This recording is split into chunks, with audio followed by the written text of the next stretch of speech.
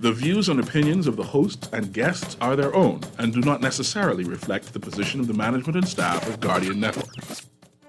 Do you know you can get your business cards designed? Wake up, it's a new day. Wake up, it's a new day. It's the start of a new way. You know that it's here. It's the start of the end of the old way. Wake up, it's a new day. Wake up, it's a new day.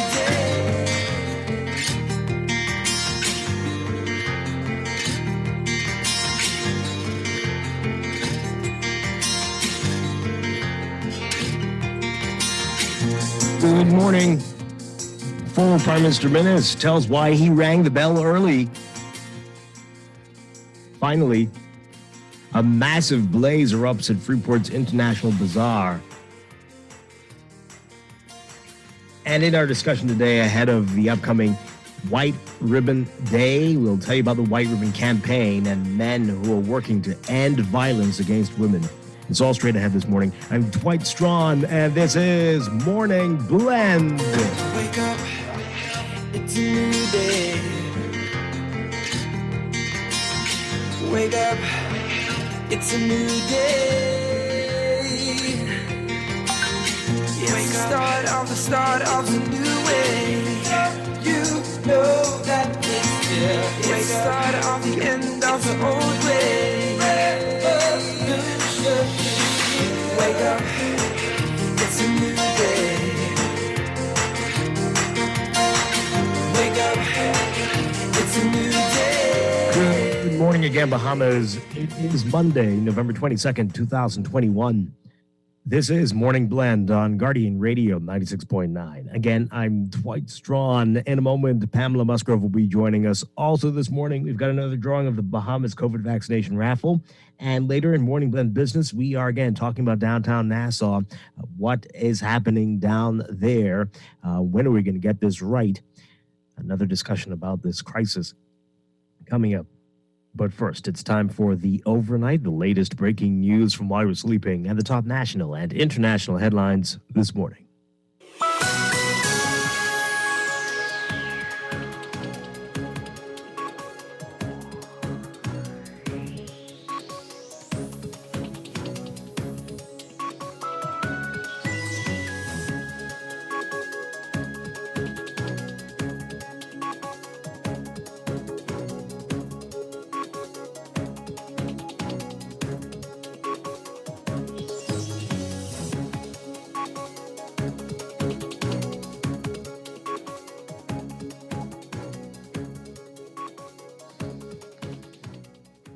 In the overnight, former Prime Minister Dr. Menes telling members of the FNM that he decided to call an early election because difficult times were ahead for the country and that the government needed a new mandate to make some very, very difficult decisions. But the FNM paid the price for Menes's gamble, with the party winning just 7 of the 39 seats in the September 16th general election. The party, which will head into a one-day convention this coming Saturday to elect a new leader, held a church service on Grand Bahama yesterday. Menes saying at New Mount Olive Baptist Church in Holmes Rock, quote, "Many still ask the question, why was election called? I would say to you, we have some headwinds that are coming. In order to manage those headwinds that we see coming, it was essential to have a new mandate because very, very difficult decisions have to be made. We were determined to obtain that mandate so that we could make those difficult decisions and build a better country together." Menes did not explain what headwinds he was referring to or what difficult decisions he was going to make, but it's likely connected to the ongoing fiscal crisis and the health crisis that dealt a blow to the national economy. With some raising concern over the potential for social gatherings leading to another surge in COVID cases, Minister of Health Dr. Michael Darville says the government is working to improve enforcement of the new COVID rules. Darville says there are plans to increase the number of COVID police officers and COVID ambassadors, and the government is also looking at engaging private security companies to help monitor social gatherings. The new board of the National Insurance Board And the Davis administration are locked into a 3-year contract with NIB Director James Moss after the Minutes administration assured in March 2021 that his contract had no out clause. The new contract was entered into amid expectations that a general election was nearing, according to sources familiar with the matter.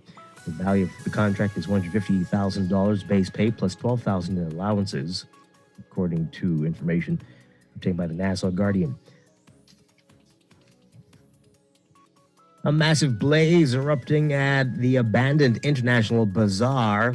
After receiving the call just after 6 o'clock yesterday morning, the Grand Bahama Fire Services requested urgent assistance from 2 industrial companies on the island, the Grand Bahama Shipyard and Buckeye Bahamas Hub. That's according to Minister for Grand Bahama Ginger Moxie, released a statement on the matter yesterday. The minister said that firefighters worked to contain the blaze, and that the bazaar has been in ruins for years, as you know now. In 2004, the nearby Royal Oasis Resort was closed after Hurricanes Francis and Jean.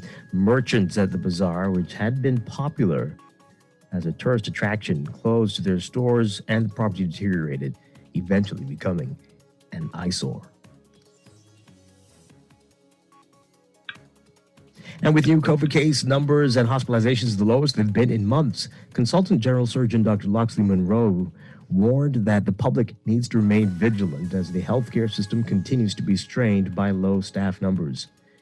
He said the COVID problems in the country are not over, and there is a certain amount of care and safeguards that have to remain in place. Overseas, a joyous scene of marching bands and children dancing in Santa hats and waving pom-poms turned deadly in an instant in Milwaukee, in the USA, as an SUV sped through barricades and into a Christmas parade, killing at least 5 people and injuring more than 40 others. One video showed a woman screaming, "Oh my God," repeatedly as a group of young dancers was struck Sunday. A father talked of going, quote, from one crumpled body to the other in search of his daughter. Members of the Dancing Grannies Club were also hit. The city of Waukesha posted on its social media accounts late Sunday that it could confirm at least 5 dead and more than 40 injured, while noting that it was still collecting information. The city's statement also noted that many people took themselves to hospitals. The city did not release any additional information about those who died. The horror was recorded by the city's live stream and onlookers' cell phones. One video shows the moment the SUV broke through the barricades and the sound of what appears to be several gunshots. Thompson said that a police officer fired his gun to try to stop the vehicle. No bystanders were injured by the gunfire, and it was unclear if the driver was struck by the officer's bullets.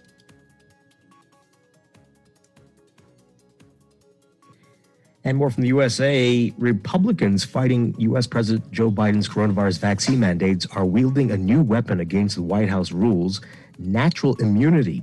They contend that people who've recovered from the virus have enough immunity and antibodies to not need COVID-19 vaccines, and the concept has been invoked by Republicans as a sort of stand-in for vaccines. Florida wrote natural immunity into state law this week as GOP lawmakers elsewhere are pushing similar measures to sidestep vaccine mandates. Lawsuits over the mandates have also begun leaning on the idea. Conservative federal lawmakers have implored regulators to consider it when formulating mandates. Scientists acknowledge that people previously infected with COVID-19 have some level of immunity, but that vaccines offer a more consistent level of protection. Natural immunity is also far from a one-size-fits-all scenario, making it complicated to enact sweeping exemptions to vaccines. That's because how much immunity COVID-19 survivors have depends on how long ago they were infected, how sick they were, and if the virus variant they had is different from mutants circulating now.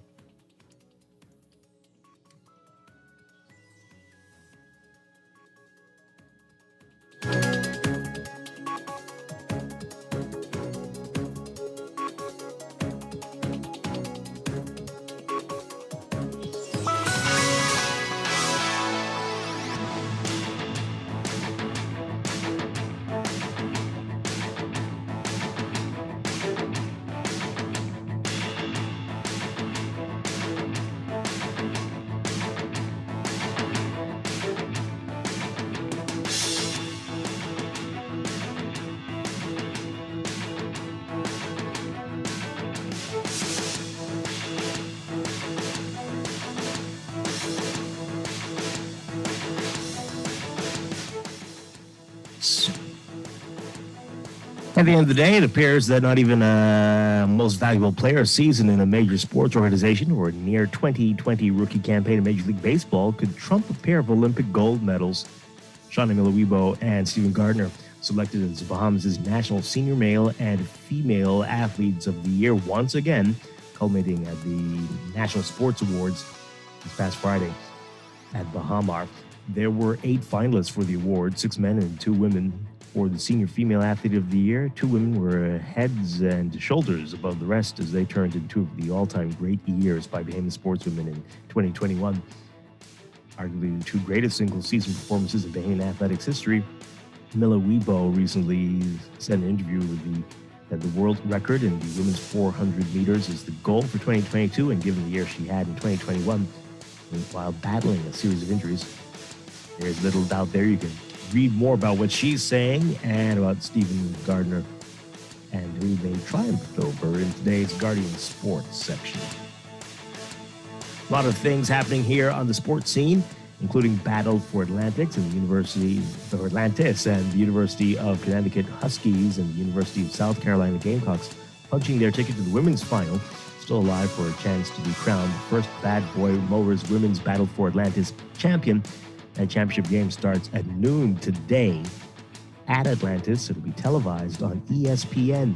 The game will feature 2 Hall of Fame coaches in the Huskies with Gino Arima and the Gamecocks' Don Staley. You see the 2 highest ranked teams in the Associated Press rankings play against each other.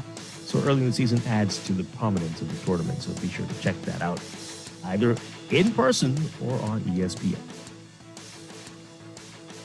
From the NFL, this is turning out to be a tough season for the Seattle Seahawks. Another loss as the Arizona Cardinals taking a decisive 23-13 win over Seattle last night. Minnesota Vikings outlasting the Green Bay Packers 34-31 in a game-ending field goal. And from the NBA, a wild scene between the Lakers and the Detroit Pistons. LeBron James was ejected for drawing blood from Isaiah Stewart's face, sending the superstar to the locker room early in the third quarter and leaving his teammates to pick up the slack. Anthony Davis and Russell Westbrook did that in a big way, though. Davis had 30 points and 10 rebounds and 2 big blocked shots late on rookie Cade Cunningham. Westbrook contributed 26 points, 10 assists, and 9 rebounds, leading the LA Lakers to a 121-116 comeback victory from the Pistons Sunday night. James's flagrant 2 foul ended his night after his left elbow and hand appeared to make contact with Stewart's face when they were tangled up while boxing out for a rebound. Detroit center, who called for a foul before James hit him, had to be held back more than once to keep him separated from the NBA superstar and was also ejected and very bloodied. Albert relieved that an all-out melee wasn't witnessed as it was on November 19, 2004, when the Pistons and the Indiana Pacers had a brawl that spilled into the stands. But this one came very close. That's sports, and that's the overnight. Time for a first look at weather.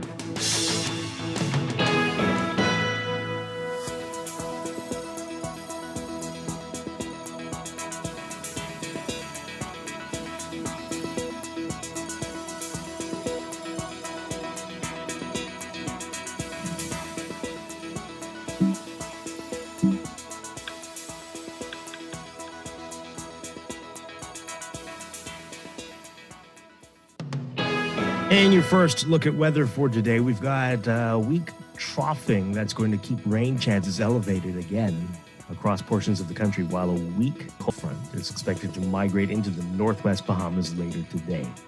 Boaters should remain alert for possible waterspout activity.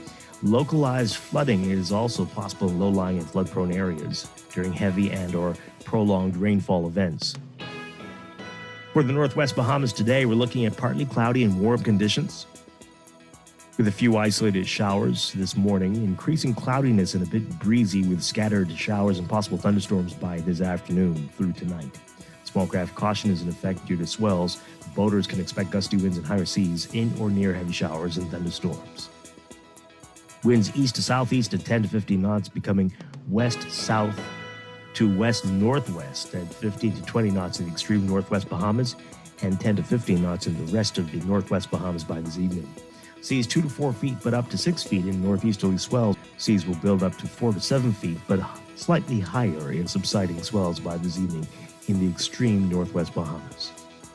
For the central and southeastern islands today, variable cloudiness and warm conditions expected with a few scattered showers and the chance of isolated thunderstorms through tonight.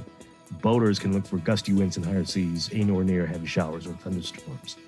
Winds east to southeast at 10 to 15 knots, shifting south to southwest later this afternoon, seas 2 to 4 feet. We are looking at high temperatures getting up to around 88 Fahrenheit, 31 Celsius. Overnight lows tonight getting down about 68 Fahrenheit, 20 Celsius. That's your first look at weather this morning. We'll tell you about your extended outlook and a stronger cold front that's expected to move through by midweek. And a look at the tropics after traffic in just a bit. Wake up, it's a new day. You are listening to Morning Blend. When we come back, we're discussing the day's top stories right here on Guardian Radio 96.9, your home for fresh news and smart talk all day. It's the start of the end of the old way. Wake up, it's a new day. Wake up, it's a new day.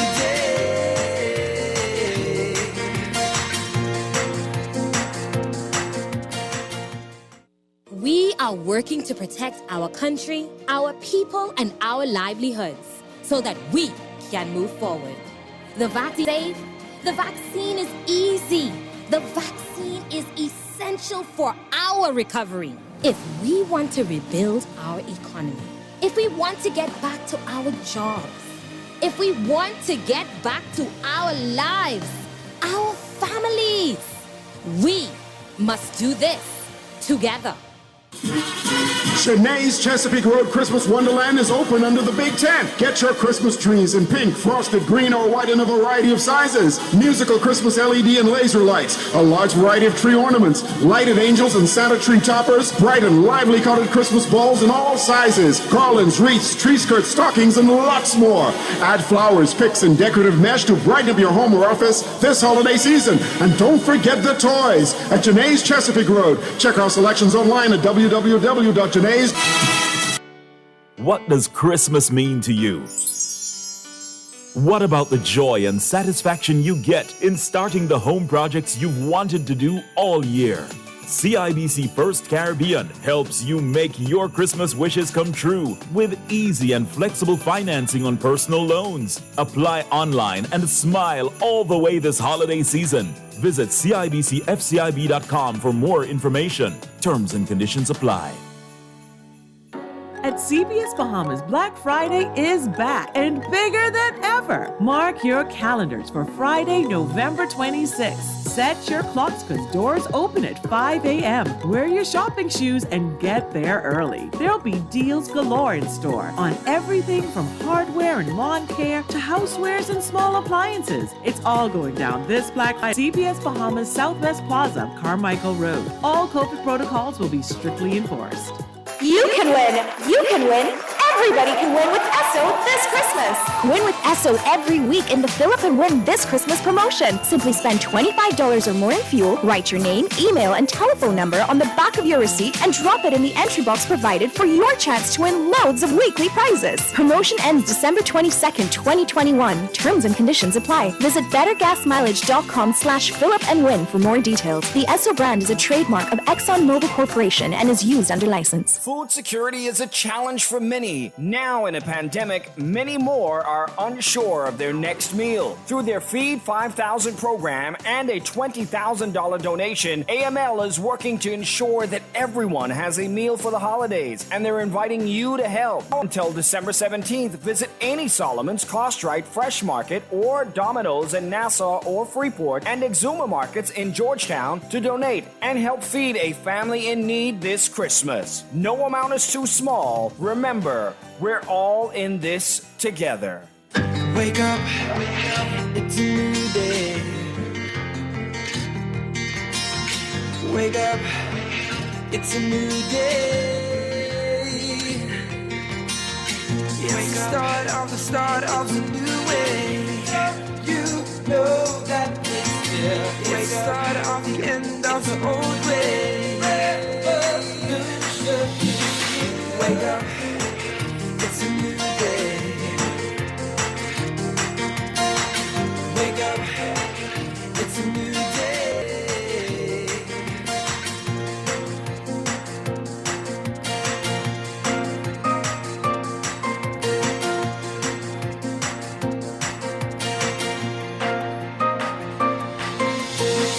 Wake up, it's a new day.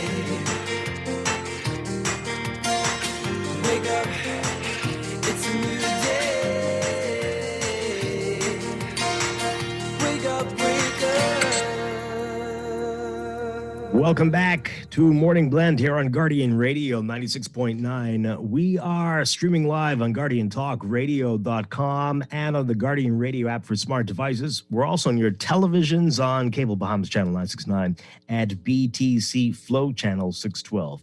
You can tweet us at Morning Blend 969 or Facebook.com/Morning Blend 969. Text us 422-4796. Once again, I'm Dwight Strachan. Joining me now, Pamela Musgrove. Good morning, Pamela Musgrove. Good morning, Dwight. Good morning, Bahamas. How are you? Great to see you. Good to be here. Good to be here. Wonderful stuff. I'm loving the weather, Dwight. I'm loving the weather. And it's supposed to get even better. Another Yes. cold front's supposed to come in, so hopefully I'm loving it. You know how this is. I think we have this conversation every year. Every November, we say this, we love it, and then we hopefully it'll stay till Christmas. And of course, Christmas is as hot as ever. No, last Christmas was not hot. It was windy, but it was cool. I don't remember. You remember since that we were Christmas Day? No, because we were all locked down, sort of. We're in our homes. So I don't remember it. Didn't get a chance to go out anywhere. I only remember it because we were supposed to have Christmas dinner on the outside, but we weren't able to. Right.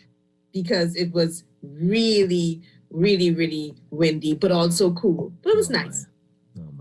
Maybe this year. We'll keep our fingers crossed. Anyway, great to have you as always. We'll give you the phone numbers to call in just a bit. Coming up this morning, quite a lot to get to. We're going to be talking about the White Ribbon Campaign. This is a campaign, a global campaign with men and boys working to end violence against women. It's focusing on the men. Very interesting. We're going to get some details about that. The White Ribbon Day is coming up in a few days. Later, we've got another drawing of the Bahamas COVID vaccination raffle. And then in Morning Blend Business, another discussion about downtown Nassau. Downtown Nassau, still, after all this time, in a terrible state. What is going to happen? What are we going to do? Will we continue to be talking about this for years to come? There's still no movement. The previous administration had promised to do something. And alas, what will we do? Does anybody care anymore? We'll get into all that this morning. Okay, so let's begin, though, with what's in the news.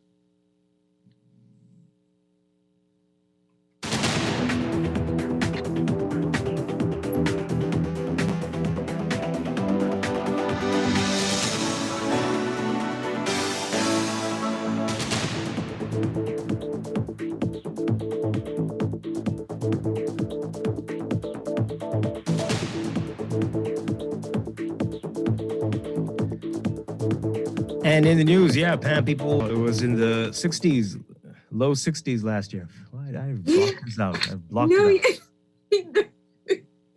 You were too busy being locked away. Yeah. Hopefully we can have that this year. Yes. Hopefully we can have that this year. Yeah. Yes. Oh my. I remember it as a little girl, though. You know, those times, I don't know if I was too young and I don't know, but during those times when you went out to John Canoe, man, you had to be all buttoned up because it was really chilly. Mm-hmm. You know, but I haven't seen Decembers like that in a very, very long time. They'll be rainy, but not necessarily chilly. Yeah. I notice our cold fronts have a lot of rain. Mm-hmm. Yeah. Oh, well, let's keep our fingers crossed, as we said. All right, so a lot happening in the news, a lot getting, including the headline. We've been asking for this for months, right? For Minnis to explain why he rang the bell early. I don't know if we're going to be satisfied with the answer, but we'll get to that in a second. Just want to say this happened, and this is so bizarre, or is it? What happened on Friday. And we got this message from the police late Friday, very late Friday, that the Criminal Investigations Department placed Ray Latario Sands, 32 years, of Jones Heights before the magistrate court earlier today. This is Friday, right? He was arraigned on 2 counts of attempted murder and 1 count of exposing a child to grievous harm. He was remanded at BDOC, the Bahamas Department of Correctional Services, until February 2022. That's the guy who attacked that woman and then his vehicle. You remember? Of course. Mm-hmm. This is in relation to the viral video of a male assaulting the female and subsequently running her over with a car. That's what the police said. Now, this is again from the police. I do apologize for you not being informed. This is to all the media. For not being informed of this arraignment. There were some circumstances beyond our control. Thank you for understanding. So one of the most high-profile crimes in recent times in the country, for some reason, circumstances beyond their control, the media was not informed. Now, we've been talking about this before, the circus that happens and, how whether it's fair or not. But in this circumstance, I think people did really want to know about this. And perhaps to protect him, and maybe there could have been some, I don't know. I'm not buying that there were circumstances beyond their control, but it's very interesting and convenient. We were told after the fact that this was going to happen. Yeah, I agree with the new rules and not parading persons before cameras like that on their way to court, because you are innocent until proven guilty. And during last year, I think there was a situation where a female was paraded in that manner. And then when they got into the courtroom, the charges were dismissed or something to that effect. So I agree with the new rules, but that does not exclude the media. The media should be advised and informed of all of these situations related to criminals so that they can report to the public. Now, was it circumstances beyond their control, or was it intentional? And I think that's the challenge. Indeed. And I don't think the police gets to decide that. This is a high-profile case. We don't want the media here to cause any ruckus. I don't think they get to decide that. Yeah. They shouldn't get to decide that. I think it should be above board. We don't need to see them. I mean, I personally don't need to see them paraded. I think a lot of people feel that way, but the media should always be informed so that they can capture the news and report it to the public. Yeah, absolutely. Well, I mean, should we take their word for it that there were circumstances beyond their control? Sure. But that's what they said. But again, this was a very high-profile matter. People were waiting, wondering what was taking so long, because this happened, I think it was on Monday last week, and or even Sunday. But early in the weekend, not till Friday was he charged. But interesting to see that it was 2 counts of attempted murder. We were speculating as to whether that would happen, exposing a child to grievous harm. So there you have that. Boy. All right. So yeah, in today's National Guardian, I just need, before we get to Minnis, on the front page, Simonet backs Pintark for F&M leader. Okay, great. What am I missing? I keep saying this. Well, this is very. What am I missing, Pab? What's this? The whole front page story. Anyway, okay, sure. But I think Simonet is a tall political figure, and and then I think what's interesting. It's interesting what's going on in the. He gets a whole story because there are others who are backing him too. What? Well, he obviously is taller than the others. Oh, okay. In terms of politics. Are we And all so- in agreement on that, though, or is it just certain people What? feel that way, that he is a tall political figure? Well, that's just my Or taller my than opinion. others. No, that's Taller my than opinion. others. Well, But clearly it's shared by I others. think when Tommy Turnquest backed Pintard, he was in the paper. Oh. Carl Bettel backed Crazy Thompson. He was in. So everyone's going to get a story? All I of guess them? the What's person's- happening here? No, I guess significant. If you back one of them, Dwight, it wouldn't be a good. Oh, it wouldn't even be written down. I just think it's because persons who are They wouldn't repeat it. persons who are Verbally. regarded as I guess influential politicians Oh, I see. for the party. Nice. It's interesting. They put them down, and Lady Whitfield, Cecil Wallace Whitfield's right. They all were in the papers. I read all of them in the papers as backing their guy. Nice. I mean, so every time one of them endorses, that's a story. It's beautiful. Okay. I just wanted to know. Yeah. Okay. So Minnis tells why he rang Bell early. Former PM, we have some headwinds that are coming. Our Travis Cartwright writing about this today. Former Prime Minister Dr. Minnis told members of the Free National Movement yesterday that he decided to call an early election because difficult times were ahead for the country and the government needed a new mandate to make some, quote, very, very difficult decisions. But the FNM paid the price for Minnis's gamble, with the party winning just 7 of the 39 seats in the September 16th General Party, which will head into a one-day convention on Saturday to elect a new leader. Held a church service on Grand Bahama yesterday. Minnis said at the new Mount Olive Baptist Church in Holmes Rock, quote, many still ask the question, why was election called? I would say to you, we have some headwinds that are coming. In order to manage those headwinds that we see coming, it was essential to have a new mandate because very, very difficult decisions have to be made. We were determined to obtain that mandate so we could make those difficult decisions and build a better country together. Now, Minnis did not explain what headwinds he was referring to or what difficult decisions he was going to make, but it is likely connected to the ongoing fiscal crisis and the health crisis that dealt a major blow to the national economy. So, in her election, the National Guardian asked Minnis his rationale, particularly because of the rise in COVID-19 deaths and cases and hospitalizations at that time.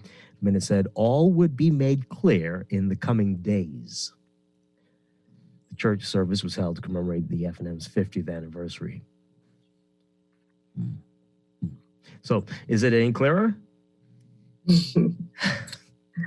I think one of the challenges of Dr. Minnis's prime ministership would be that he did not appear to be a man of his word. He made lots of promises, but it was almost as if intentionally he didn't keep them. He said in the same report that all will be clear in the coming days. Yep. But he never articulated to the people why he was. That's one of the major disappointment that people had, and that's probably why the party was so destroyed in the last election. He did not appear to be a leader whose word they could trust. And I think that should be a wake-up call to all politicians. All politicians. Don't be so quick to speak, because if you cannot deliver, it's going to come back to haunt you. Yeah, absolutely.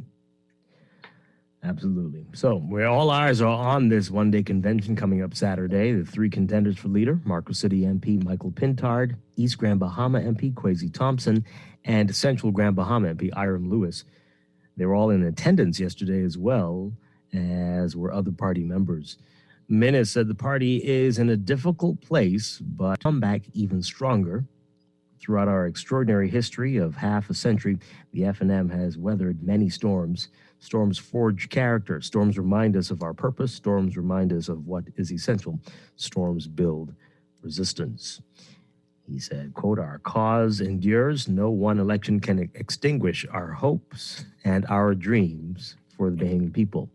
It is these hopes, dreams, and our many accomplishments that make the FNM an extraordinary political organization. We remain the better party for the Commonwealth. of the Bahamas. All right. Let's get your reaction to all of this, folks. What Minna said and didn't say.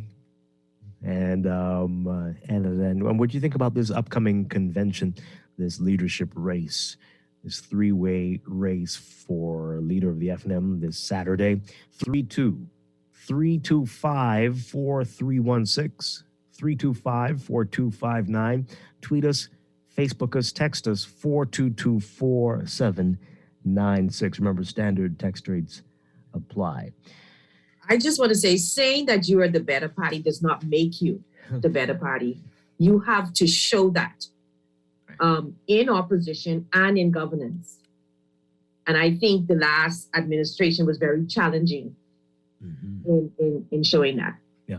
So you can talk, but I think actions will be better in this case. Yeah. Yep. And and many others, while they get angry when you say it, but many people are challenged to see the difference between the FNM and the PLP. Yeah. Many are. And again, the diehards like, how could you say that? But honestly, you've got a problem. Your image is bizarre. People don't know what the difference is. It's just those folks over there and these folks over here. Yeah, think about it, though, Dwight. Think about it, though, Dwight. And I think this applies to both political organizations, but because we are focusing on the FNM right now, right? They are having a leadership race. Based on what, though?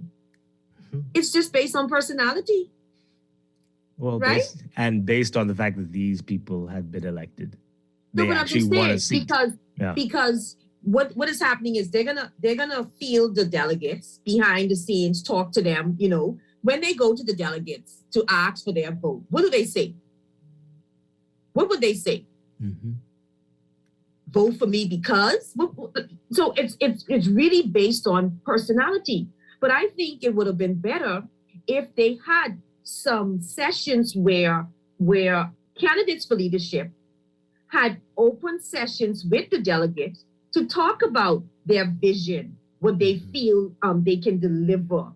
So you can get a sense of, okay, this person can articulate a vision. Right. This person knows what the party is about. And we can trust this person based on those presentations to lead us. Yeah. But at the end, you know, to me, it's just a lot of it is based on personality. Yeah. Let's hear what you have to say, folks. 323-6232, 325-4316, 325-4259. I'm going to take this call, Pam, but while we take the call, why don't you, since you're paying attention, and clearly others are as well, let's do a tally since we care so much what did you call them? The high standing members of the party. Paul, who's in the Pintar column, who's in the Lewis column, and who's in the Thompson column. That's what's interesting. That's what a lot of people are watching. What's interesting. Okay, who is supporting whom? So you do that while we take the call. Write down a list, and then we'll get to that after the call. Good morning, caller. You're on the air. How are you all? Doing well. Okay, wonderful. I think Mr.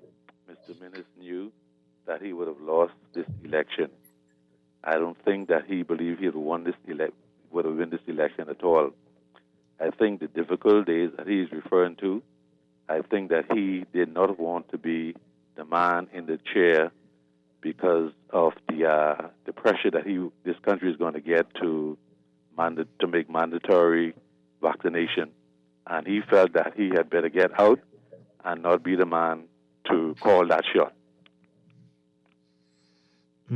Okay. All right. So you think he's going to lose? Yeah. That's weird. Okay. I think the call is thinking too deep. I think no politician thinks that they're going to lose. I mean, he felt that he was going to win.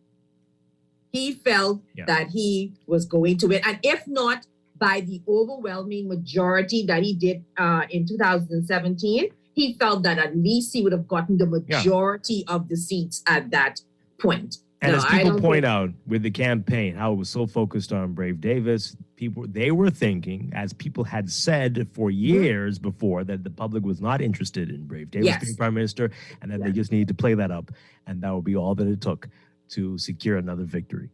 But they were mistaken.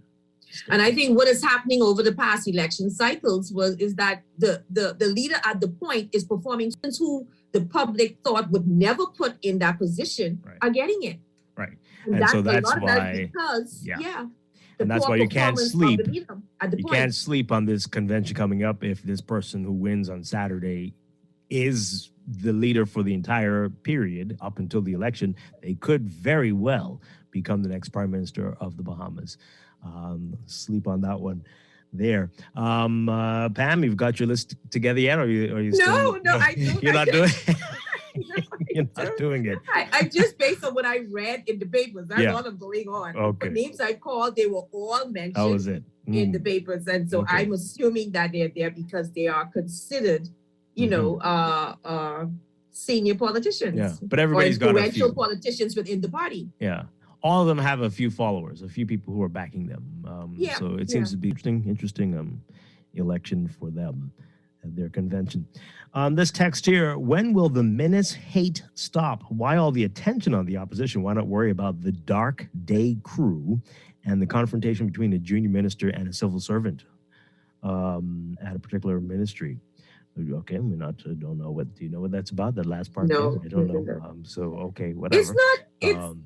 It's not menace hate. I just think we as a people are not used to being criticized, and we take all criticism as bad. Yeah. And throughout the previous administration, people were sounding the alarm, but they were just ignored. They were totally ignored. And as I said before, there's a lot of disappointment as well because there were a lot of things that were promised and there were a lot of things we were told were going to happen. And there was a lot of time left to make these things happen. And for that to just be thrown out the window and then to come back and criticize the new administration over things that you could have fixed. It's really upsetting. And it shows that politicians in this country really just want to play games. That's it. Playing politics. Right? Yeah. You had the time to do these things, and now you're coming back to criticize these folks who just started. And they're going to get it soon, guaranteed. But you have no right to now be talking like this when you had 8 months more to make these things happen, to put all these things in place, to fix all these problems. It's tiring. We are so tired of the games. Because nobody's winning except for the politicians, I guess. So it's not hate. It's not to the text. It's just that there are some people in this country who want better for the country, and they want to hold the leaders accountable. Yeah, absolutely. Let's take another call. Good morning, caller. You're on the air. Good morning, Dwight and Palm. Hi. Good morning. Good morning. Yeah, Dwight. Is that the last time we can hear from Mr. Minnis? I don't know. Was that the farewell speech? Or we can have a next time to hear from him again. Any joking? Right? He might speak after the convention as he hands over the reins. Oh no, man. But Dwight, but I was a Pentard guy. I was a Pentard fella. I was watching Pentard as a young man. Coming up in this country, and I don't really see nobody that really with the intellect, but really right now. I mean, why those guys? They ain't really they have their own in their own areas, right? But I believe Pentard is a far more well-rounded individual when it comes to leading the F&M right now, and I really. Looking forward for the supporters to bring him home. But we really need to hear really need to hear less from Dr. Hubert Minnis because his legacy is based on failure and trickery, right? Because there's no other legacy Mr. Minnis will ever have attached them because he caused thousands of F&Ms to refuse to vote. We never had no F&M leader would cause thousands of F&Ms not to vote. And so I would just hope that somebody could put a duct tape on his mouth and let him just sign language or something, man, because we had enough for Dr. Minister. Okay. All right. Thank you very much. Appreciate it. 323-6232, 325-4316, 325-4259. Tweet us Facebook us or text us 422-4796. All right. So what's your sense of what's going to happen at the convention? What do you think is coming out of this, Pam? And from the chatter from the chatter around, I think a lot of people are for Pintard. That's the chatter that I've heard. I think what I've heard also around is that Crazy Thompson is a menace guy. And I guess if that's the case, you can see when people come out, you can see who is for or probably against Dr. Minute. Because if you remember with when Loretta was running for leader, there was a faction of the party that was for her. And so maybe some of those persons who supported Loretta may side with the Pintard as opposed to the Crazy Thompson, because maybe the talk is that he represent or he's the horse in for Dr. Minutes. What did the emperor say? What is he pulling for? Also known as Papa. Who is he? Well, if you notice, he's staying out. He seems to be staying out, which I think is probably good. I think it's a good thing. I think people say you have to be able to transition to more stately, and having he can support someone, but I don't think it should be out there. Mm-hmm. I think it's a good thing. Yeah. Well, since his last endorsement ended not so well, I suspect he doesn't want to name in case anything. I think to present himself as more stately, and then hopefully Dr. Minutes can transition like that as well, not necessarily to cause friction in the party, but to be that person that can help to unify the different factions in the party. Let's take another call. Good morning, caller. You're on the air. Morning. Pleasant day to you both. Hi, good morning. Good morning. I would like to say to you and to the listeners that Mr. Davis had always sort of a chance, even though there were some naysayers. It's not just the noise in the market. Okay? So whether Dr. Minutes had gone the full 8 terms and had done his very best, you have to know what's happening behind the scene and in the scene in the two political machineries, and how their supporters are working and work. So the current Prime Minister would have always become the Prime Minister at this time. And I'm saying that to say that we cannot easily predict what's going on in this FNL convention just because of what we're hearing.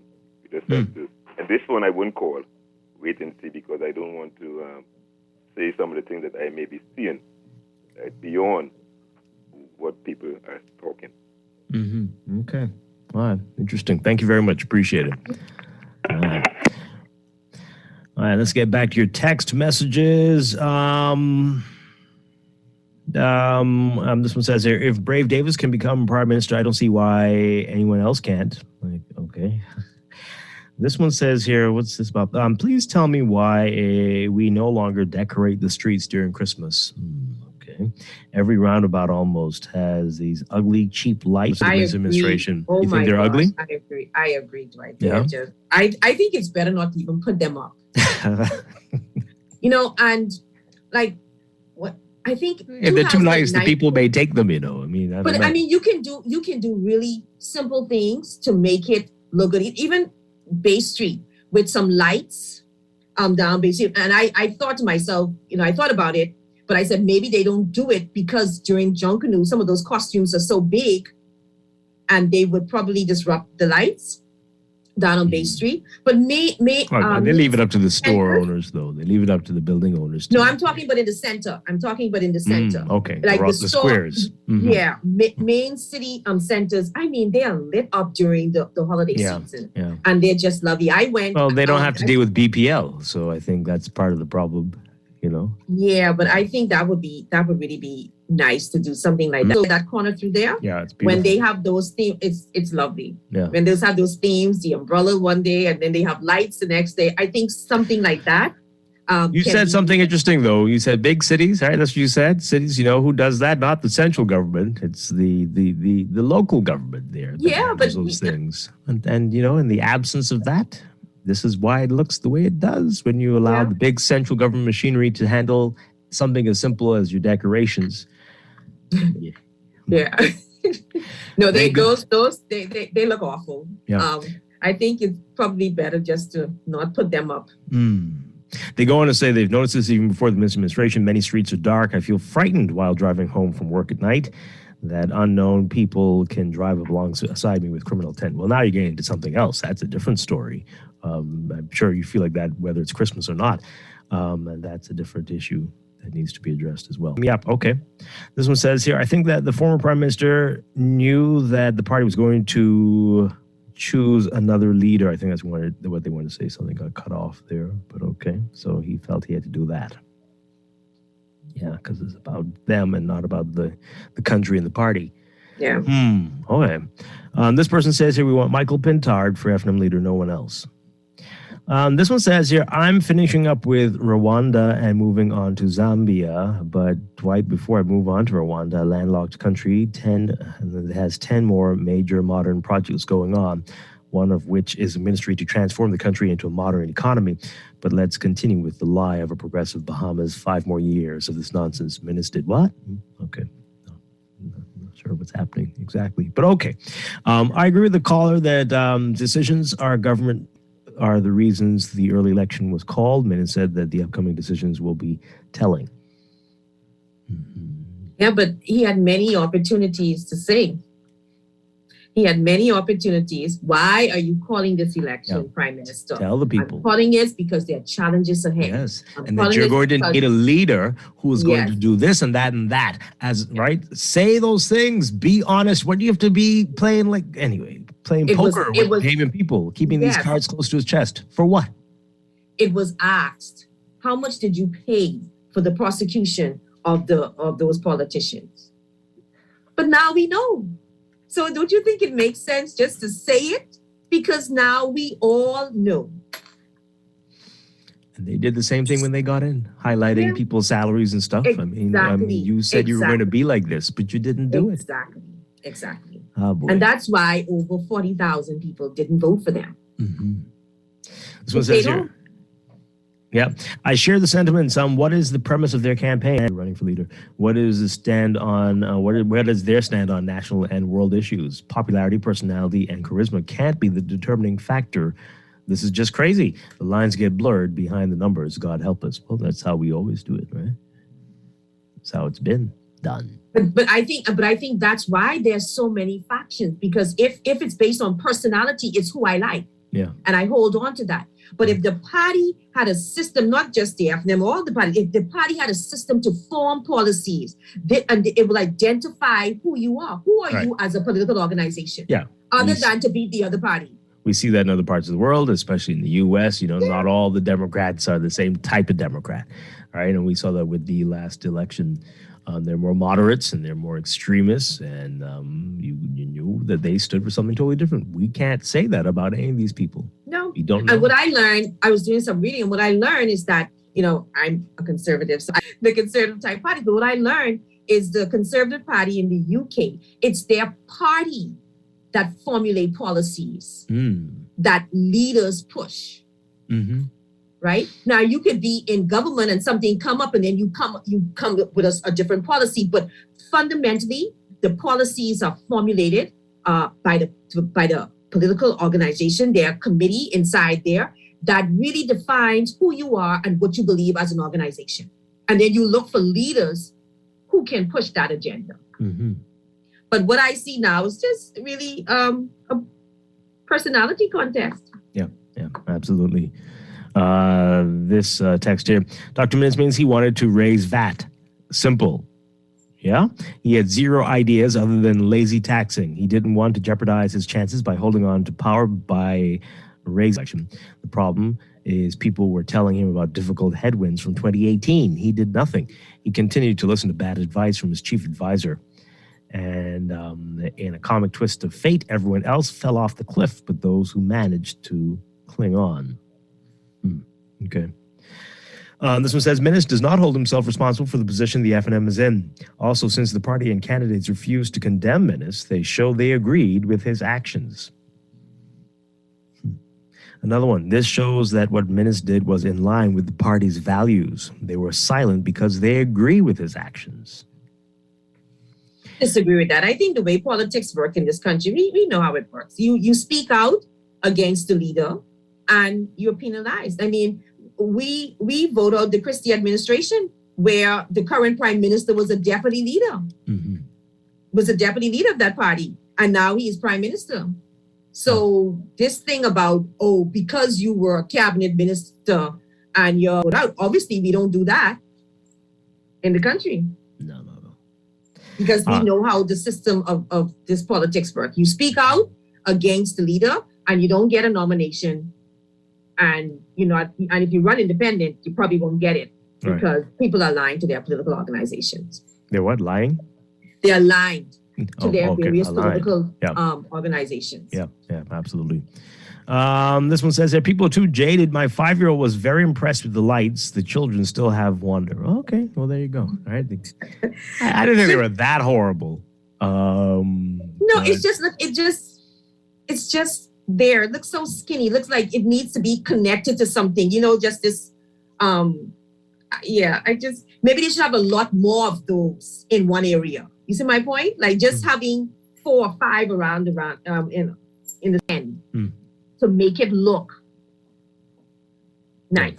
It definitely isn't what it used to be when we were kids. You remember how every street had them, and you could, especially, remember coming down from East Street at the top of the hill there near downtown, and when you would just look down the street and see all those lights, it used to be quite something. And there were a few streets like that. I think they used to do East and, was it Blue Hill? And Wolf and Robinson too. So it's just everywhere. And really I heard that Christmas. The lightings that we have now, I heard that they cost about $1 million. Ones that y'all are complaining about? Yeah. So I read that. I think it was about $1 million they cost. Wow, that's something else. All right. We need to go to a break, and when we come back, we'll pick it up with more of what's making news on this Monday morning on Guardian Radio 96.9. Stay with us. We're going to be back after these messages.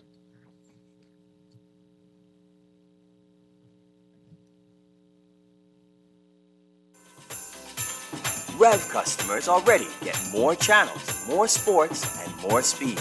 Now, we're giving more Christmas with up to $250,000 in cash and prizes. Sign up or upgrade to Rev Trio to win prizes like rent and mortgage payments, trips to see your favorite sports teams, plus up to $20,000 in our Rev Cash Vault. Want to win more Christmas? Call 601-8992 today and ask for Rev Trio. Rev, you and us together.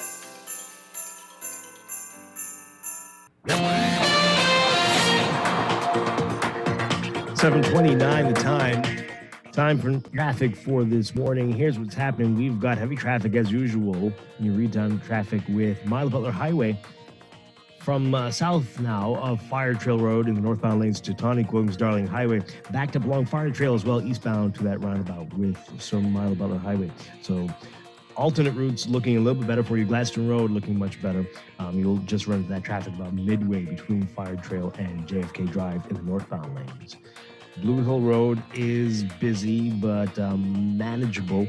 North of Soldier Road, especially, you'll see that heavy traffic in the northbound lanes heading to Independence Drive, and building traffic as you get closer to Carmichael Road, that junction there in the northbound lanes. Building traffic at the intersection of Blue Hill, Zion Boulevard, and Cowpen Road. And then in eastern traffic building at some of the major intersections and along Fox Road northbound. That's what we're looking at so far. We'll have another real-time report for you after the 8 o'clock news. That's your real-time traffic in your morning then traffic alert, brought to you by RBC Royal Bank, banking reimagined.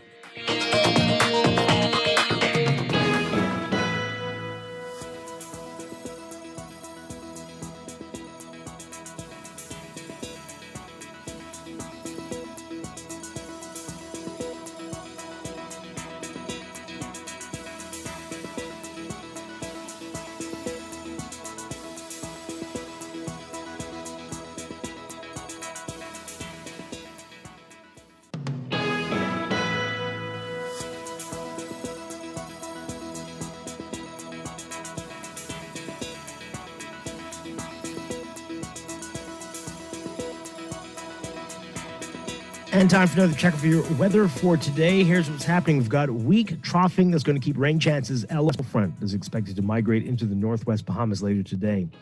For the northwestern islands, your forecast calls for partly cloudy and warm conditions with a few isolated showers this morning. Increasing cloudiness and a bit breezy with scattered showers and possible thunderstorms by this afternoon through tonight. Smoke-craft caution is in effect due to swells. For the central and southeast Bahamas, variable cloudiness and warm conditions with a few scattered showers and the chance of isolated thunderstorms through tonight. Boaters can expect gusty winds and higher seas in or near heavy showers or thunderstorms. Temperature-wise today, highs getting up to 88 Fahrenheit, 31 Celsius. Overnight lows getting down to about 68 Fahrenheit, 20 Celsius. So that's warm, but changes are coming. A stronger secondary cold front is expected to push through the northwest Bahamas by Tuesday morning with breezy to windy conditions that will support hazardous beaching and boating conditions along with cooler temperatures. So it's cool and windy conditions in the northwest Bahamas, mostly cloudy with a few scattered showers and the chance of isolated thunderstorms in the central and southeast Bahamas. By Wednesday, partly cloudy, breezy, and mild with a slight chance of passing showers. The tropics are quiet. Tropical cyclone formation not expected during the next 5 days. That's your morning blend weather check. Brought to you by the Nassau Guardian. Pick up a copy today.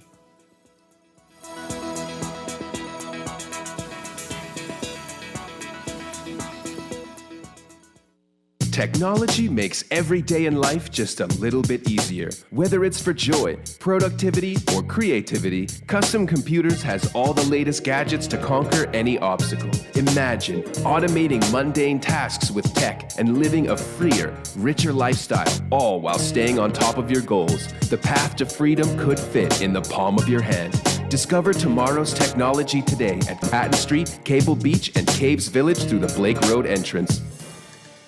You've tried everything. ASUS with your mother's cousin's sister's auntie, and even hiding your money under your mattress. But is your money safe? Your Bahamian dollar deposit in a member bank or credit union is insured up to $50,000. If anything happens, your deposit up to the insured value will be returned to you thanks to Deposit Insurance. Visit Deposit Insurance Corporation at www.dic.bs.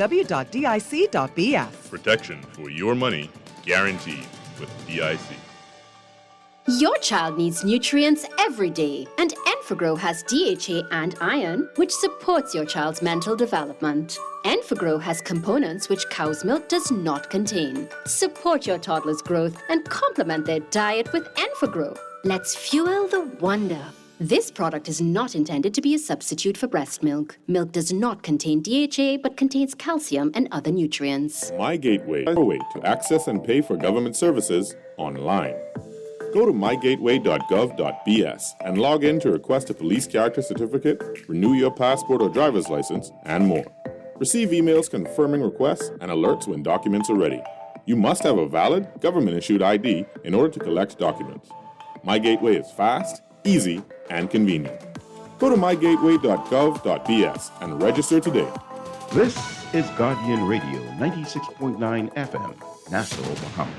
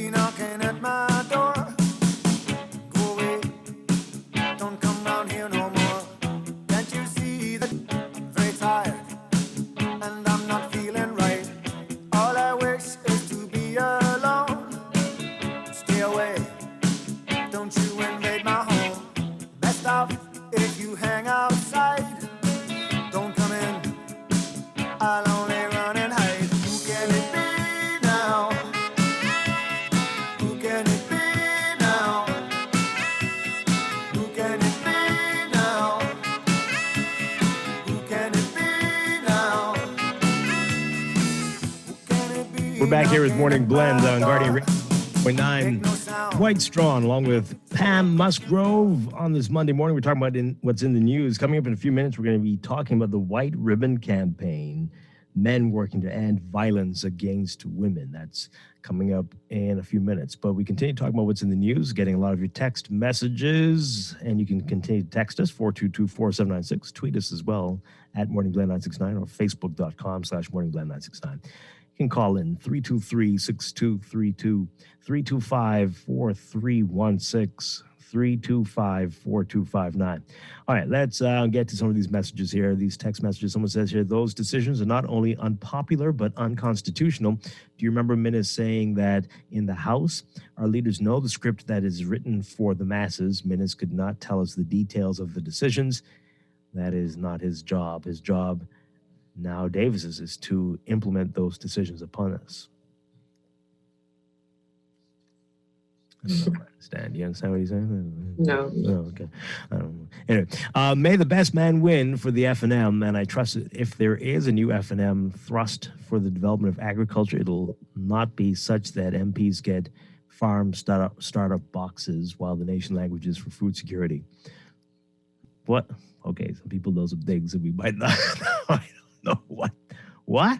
Okay. This one says we don't have money for that. Is that related to the farm startup boxes? They're coming in separately. I don't know what that means. Maybe the lighting.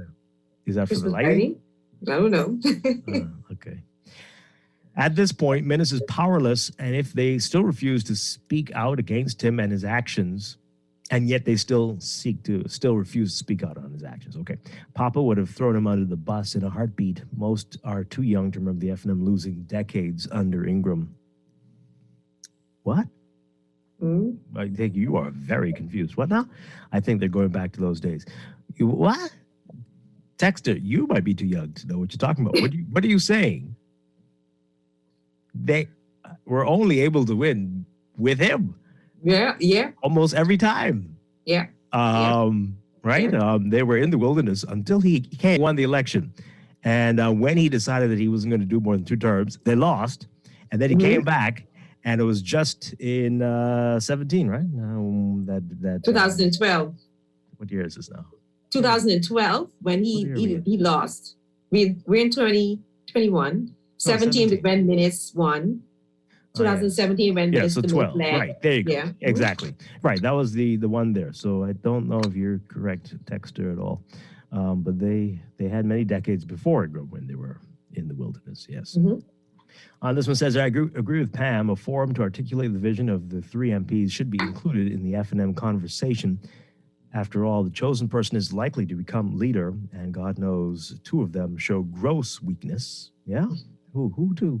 Anyway, Dwight, we need to see that Minister of Youth expensive Christmas tree, the Ministry of Youth expensive Christmas tree in Rawson Square. I hear it's coming. I hear it'll be up soon. Just lights. If we could get some lights, like you said, in the square, that would be nice. Yeah. Now, like I said, I don't think we're having John Canoe. So I don't know if one of the reasons why they didn't do it is because those big costumes. And then if that's the case, then you just require that the costumes downscale. They don't have to be that big. But they have to be in such where if you have lights in the square, then they should be able to comfortably travel through the square with the costumes. So that would be put the requirements. It's been so long since we used them. The bleachers, it could be the bleachers too. They go up pretty high. And so maybe that's why they don't have them across the square. Maybe. I'm just saying. Maybe. I don't know. How dumb would it be of him to say because of challenges ahead that they need a new leader? He didn't say new leader. They mandate, which doesn't necessarily mean that, right?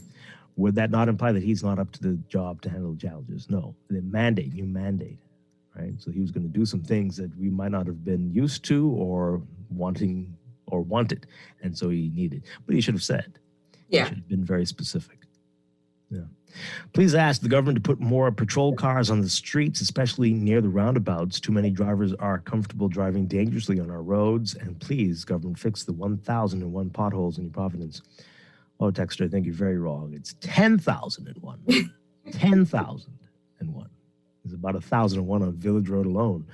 But anyway, it's amazing how any old thing is acceptable in this country, everywhere from the grass cutting to my gateway digitization to who gets to be the party leader. The problem with the lights isn't the lights, it's the roundabouts. In Barbados, the roundabouts look like something understood or had some landscape design, not some bushwhacker, wow, who knows the MP. Oh, man. All we get everywhere are party and MP appointed bushwhackers.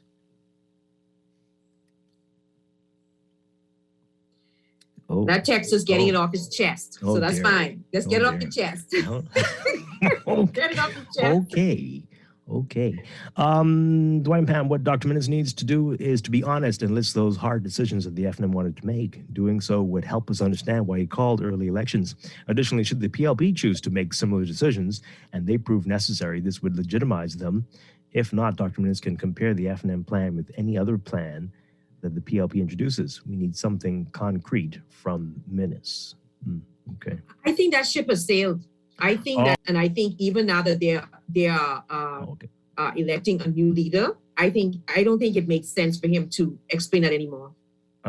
So the person says they said until Ingram, yes, until Ingram. So they were in the wilderness for decades, losing until Ingram, right? So they're heading back into those days. Oh, okay. I apologize, Texter. They're heading back to those days. Yikes. Okay. Yeah. I think. As it relates to that, unless Dr. Minnis want to write a book and he puts all of that into the book, his thinking around it. I think that ship has already sailed. They've moved on. They're about to elect a new leader, and that person will be the leader of the party. Oh, someone said the MPs were given backyard farm startup kits at the beginning of the pandemic. If I don't remember that, do you remember that? I'm sure if I blocked that out, because that just, oh, Lord. Were they? Whatever happened to that? Given the kits to give to their constituents. Texter, if you could remind us about that, that's quite something. At the start of the pandemic. Oh, nice. Wow. All right. Hey, let's take a break. When we come back, we're going to change gears. We're going to talk about this campaign, the White Ribbon Campaign, what you need to know. It's men working to end violence against women. This is very timely. It's coming out just as we've been dealing with a whole lot of crazy issues in the country. We're going to get into this right after the break. This is Morning Blend on Guardian Radio 96.9. Stay with us.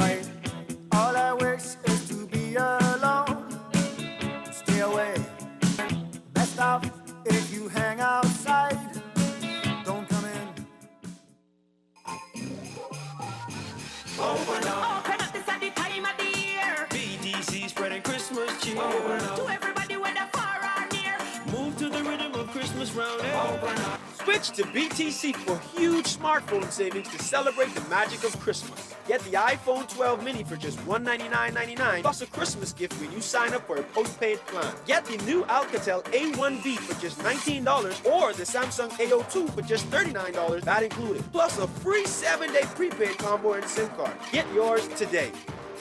This Christmas, make it BTC. It's the better choice for you and me. Move to the rhythm of Christmas.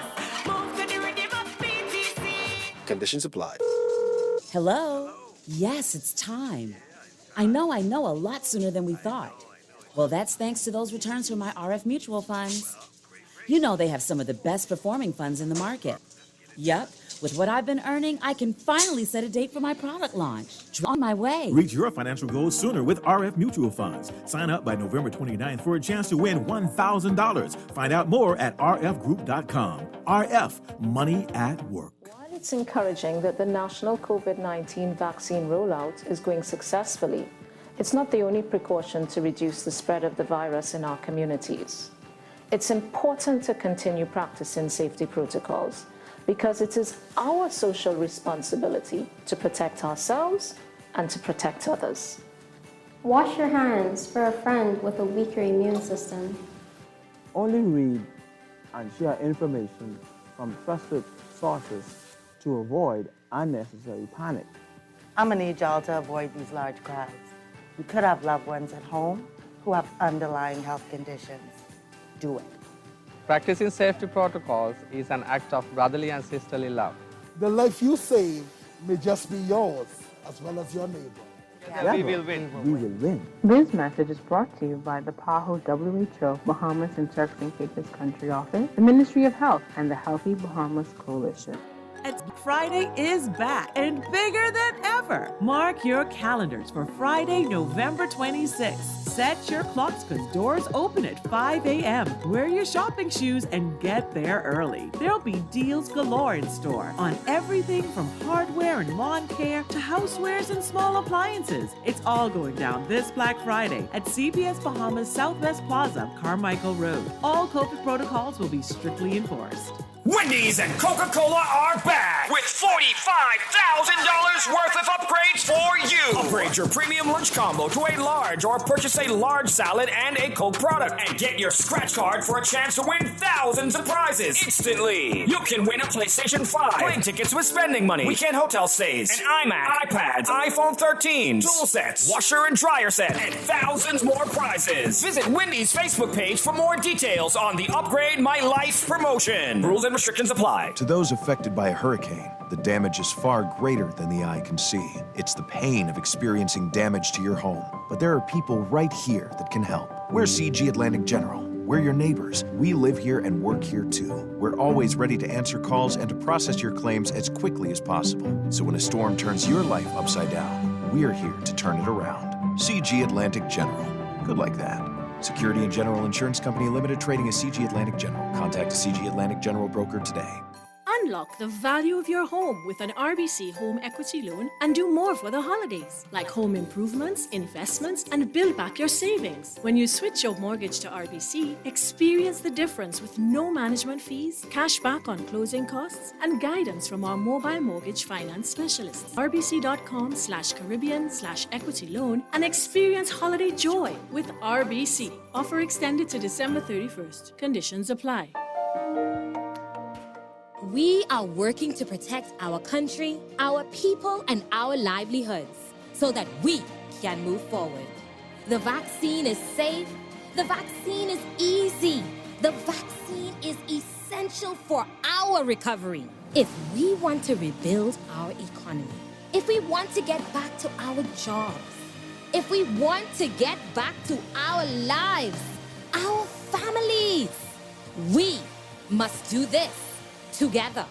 It's a different kind of Christmas, but everything is here. Yes, everything is here at Shop Smart Department Stores. 2 locations just for you. One on Mackey Street next to RBC and in the Prince Charles Shopping Plaza. Come on down. Everything is here. And Shop Smart. And Shop Smart. And Shop Smart. Oh, everything is here.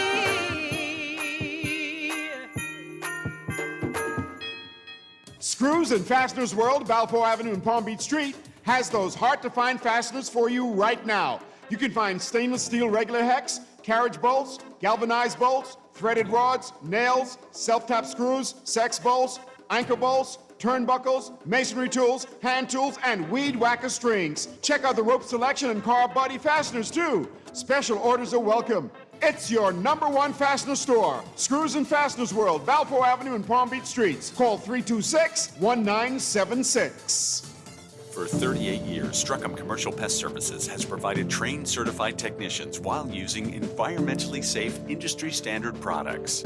Pests can devastate your business. Together, we will ensure adequate sanitation standards and sanitation methods. Uncontrolled pest problems lead to significant financial loss due to food contamination, business disruption, and stock waste. Strachan provides detailed solutions protecting your business and reputation.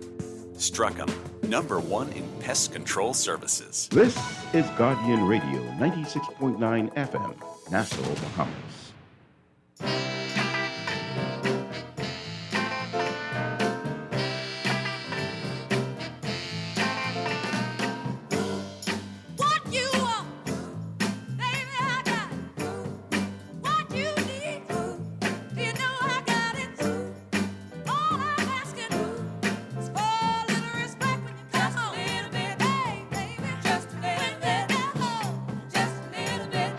Friend on Guardian Radio 96.9. Dwight Strachan along with Pamela Musgrove Ferguson this morning. Anyway, that's an... Maybe that was supposed to be... That was an inside... Oh, boy. Hey, yeah, Pam's with us on this Monday. You know, people ask... Anyway, we'll talk about that later. This morning, we're changing gears. We're talking about the White Ribbon Campaign. And it is a pledge that men are making globally to end violence against women. Here to talk about it this morning, we've got a number of people in this first segment of the show, and then more coming to join us after the news. Right now we have Dr. Chris Curry and Mike Russell with us. Good morning, gentlemen. Great to have you with us. Good morning. Great to be here, Dwight and Pam. Good morning. Always a pleasure, Chris. Always. And Mike, great to have you with us. All right. So tell us about this. Tell us about the White Ribbon Campaign. From what is it all about, and then we'll get into why it's so important right now. Well, my understanding is it's an initiative that's a partnership between the Crisis Center and Rotary in the Bahamas. I also understand that the idea behind it is to bring awareness to gender-based violence in the Bahamas, as well as violence towards children. And so it's a public campaign that asks men across the Bahamas to support and publicly speak out against this egregious offense that we see plagues our country to this day. Yeah, and we know this is a plague. It is as big a problem now as it's ever been, it seems. Why do you think this continues to be such a problem in the country? Well, I personally feel that obviously we have some patriarchal and misogynistic ideas that are still present in our country. And we're seeing a clash of these archaic ideas with more progressive ideas of persons where men, for example, the breadwinner, and that they're supposed to be the person who controls the household financing and everything else. And so when women start to go out and work and perhaps are making more money, for example, than their partners, they're seen as a threat. That's just one example. And so this persistence of gender-based violence has a lot to do with us holding on to some values and ideas that are really archaic. And then that's clashing with new ideas that are seen globally, where women are working outside the home. They're no longer expected to be seen but not heard. They're heard and they're speaking out. And so it's just a clash of cultures, really, I think. And that's part of the problem that we have in the Bahamas. Yeah. Dr. Chris. Yes.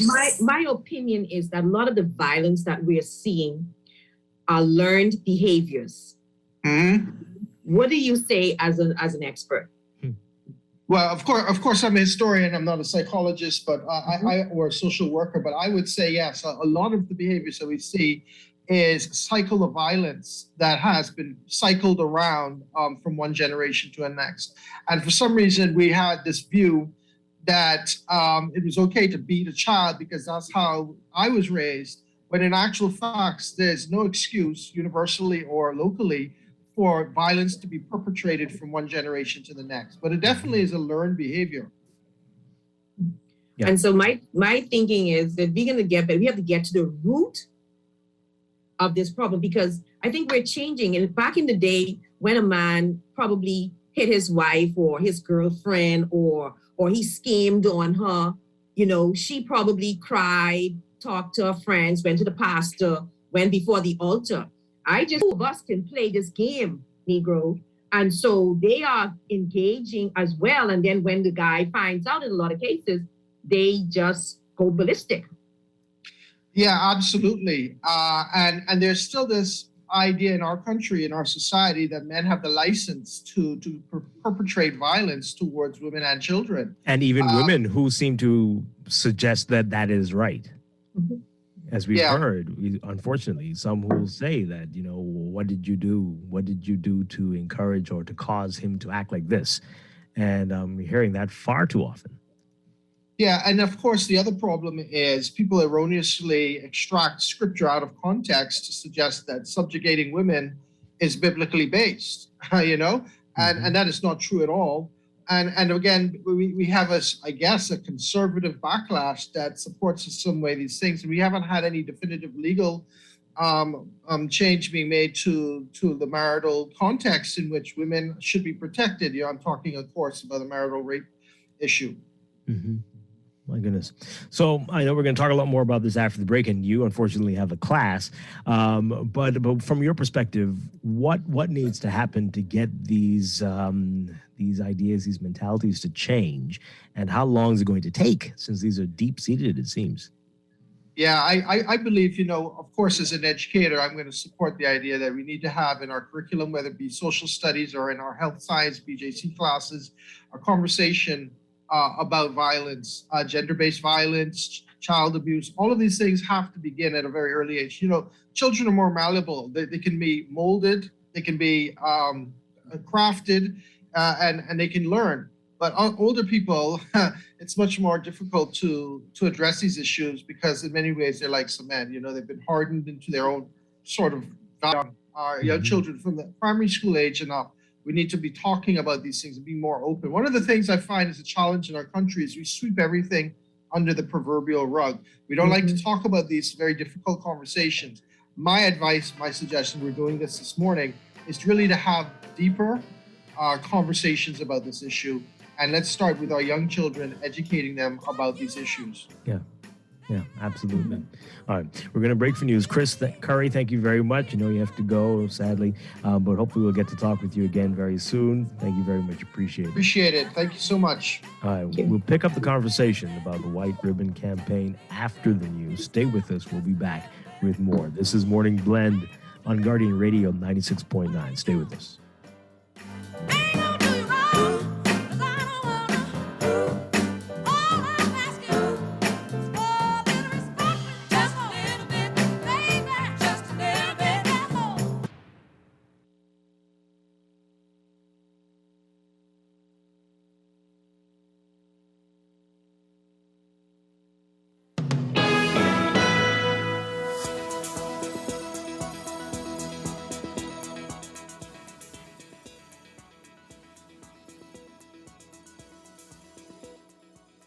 EO 96.9. We are streaming live on GuardianTalkRadio.com and on the Guardian Radio app for smart devices.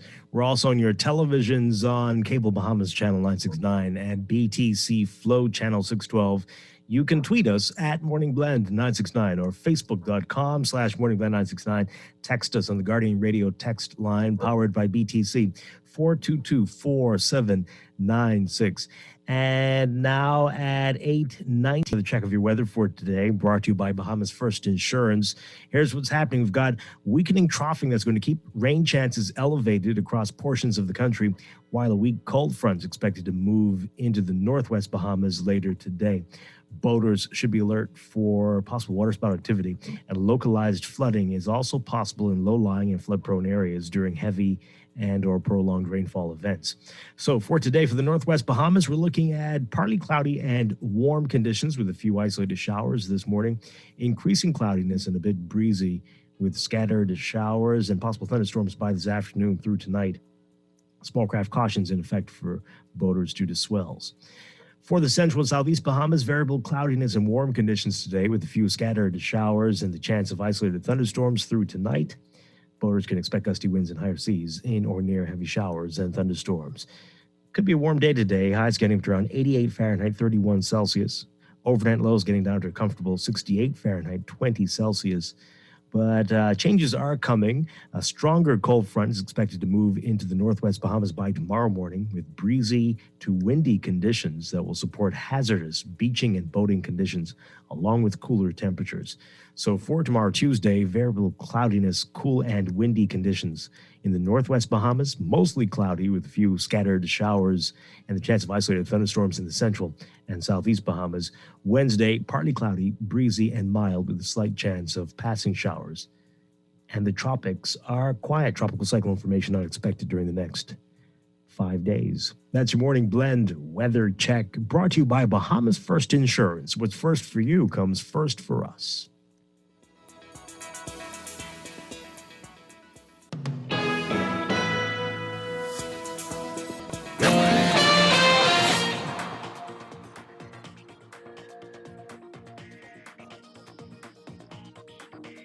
And time for another check of your traffic for this morning, brought to you by RBC Royal Bank and your real-time traffic. Milo Butler Highway, as usual, your hotspot this morning. Traffic backed up onto Fire Trail as well at the roundabout with Milo Butler Highway, and well south of that roundabout if you're heading in the northbound lanes. That's going to take you all the way up to Tonic Williams-Darling Highway. Gladstone Road looking a little bit better for you. You'll run into that traffic about midway between Fire Trail and John F. Kennedy Drive this morning. Blue Hill Road is looking busy from south of St. Vincent Road all the way up to Independence Drive, especially near the junction with Carmichael Road, which is looking busy itself, eastbound to Blue Hill, and then especially north of Soldier Road, heavy traffic all the way up to Independence Drive. Independence Drive backed up westbound mainly, but also eastbound closer to the East Street roundabout there, which is looking busy itself. East Street, especially between Soldier and that roundabout in the northbound lanes. And further north of that, heading to that intersection with Robinson Road, looking busy for you this morning. Elsewhere, we are seeing the traffic building westbound on Carmichael Road to Coral Harbor Road and the intersection of Blue Hill, Cowpen, and Zion Boulevard looking busy. East Street along portions, especially between Soldier Road and the intersection with East-West Highway and Independence Drive, and Soldier Road again, north of Robinson Road, very heavy traffic northbound all the way through the intersection with Village Road, Burnett Road, and Wolf Road. Then Eastern Road is busy for you from San Souci all the way up to Johnson Road in the west, challenging for you in that part of the island. Burnett Road and Prince Charles Drive, heavy traffic near the schools in the area. So keep that in mind. So good luck to you out there if you're on the streets. You'll need your patience this morning. That's your real-time traffic and your morning blend traffic alert brought to you by RBC Royal Bank, banking reimagined.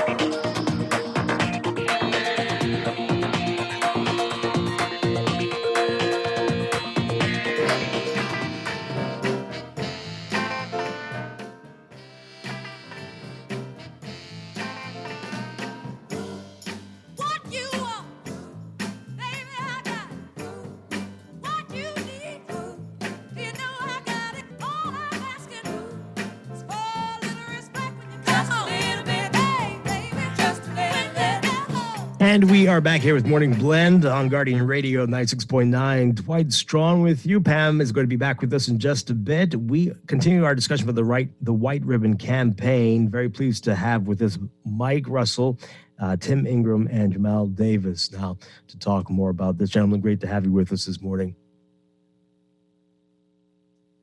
Good morning. Morning, Mr. Strong. Hi, good to see you. Good morning, Dwight. Thanks for having us. No problem at all. Mr. Strong.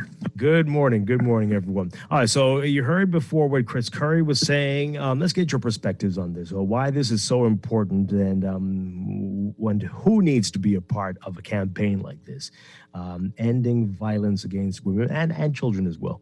And we know that we have major problems in the country, and they don't seem to be going anywhere to achieve. Well, I think from our perspective, the Rotary Club's Road to Peace Committee, we're trying to get men involved in this. And from the perspective that a man telling another man that what he's doing with regard to violence against women and children, if a man says it, it's much more powerful than women saying it. So if Dr. Dane Patterson says it at the crisis center, it's one thing, but if the prime minister and every parliamentarian got up in the House and said it, and the police chief and head of the defense force and every high profile male in this country got up and got behind this, and all men from all stratus of society, whether it's the politicians, whether it's the guys hanging out watching football, whether it's the bus driver saying to the guy on the bus who's roughing up his girlfriend, listen, take it easy, brother, that's no way to go. Us as men, if you look at the issue of racism, Dwight, if you're the person who is the target of racism, you and the rest of your grouping cannot stop the racism. It takes the other side to stop the racism. It takes the good people on the other side saying to the bad people on the other side, this is not acceptable. And so this is what it needs to be. It needs to be every man and right-thinking man in this country who will stand up and say, this is not acceptable, guys. This is not how we act as men. This is not what it means to be a man. So let's try and stop this as much as possible and stamp it out. Yeah, absolutely. Now, as we were talking about earlier, sadly, it seems like a lot of women also are encouraging these behaviors. Now, what will it take to change their attitudes about this, to get them to say this is not acceptable and about you more, or that's what it means to be a man, to handle you like this? What can be done? And does it have the same effect? If the men are speaking to them about it, will that change anything? I think it would. There was a study recently, I don't know if it was cited earlier, 37% of boys in our high school and 12% of girls in our high schools believe that it's okay in a relationship for the male to discipline, quote unquote, the female. And so we have to start there. We have to start with making sure that our young girls know that this is not acceptable, that it's not acceptable for a man, for anyone really, to hit them. And so we have to start there, but we also, as you say, have to start with fathers saying to their daughters, never let a man put his hands on you. I don't care what he says. You've never seen me do it to your mother. Never, ever do it. Takes brothers and cousins saying, listen, because don't let this man hit you. That is not the way. In the situations, they're afraid. They have no protection from their abusers. And so it's going to take the men in their lives and the men around them to make sure they have a protective environment and make sure that they know that if something goes wrong, there's someone they can turn to who will make them feel comfortable, who will protect them against their abuser. Yeah. And I think that's part of what it's going to take. Yeah. Jamal, Mike, jump right in there. If you have more to add to this discussion, we need all hands on deck. There's a lot of work to be done. Yep. Thank you. But, committee member Tim, he's fully informed and armed. This is his subject. Mm-hmm. But I would speak from a perspective to really say that, there's really no justification for violence against women, children, men, or anything, save and except for acting in self-defense. And really, I heard the Minister of National Security said, I think over the course of last week, after the incident occurred with the individual that ran over the lady, and he said, when you confronted with situations, no matter what an individual has done or whatever the like, walk away. Mm-hmm. And a lot of times it's probably more easier said than done when emotions are wrapped up in the situation and the like.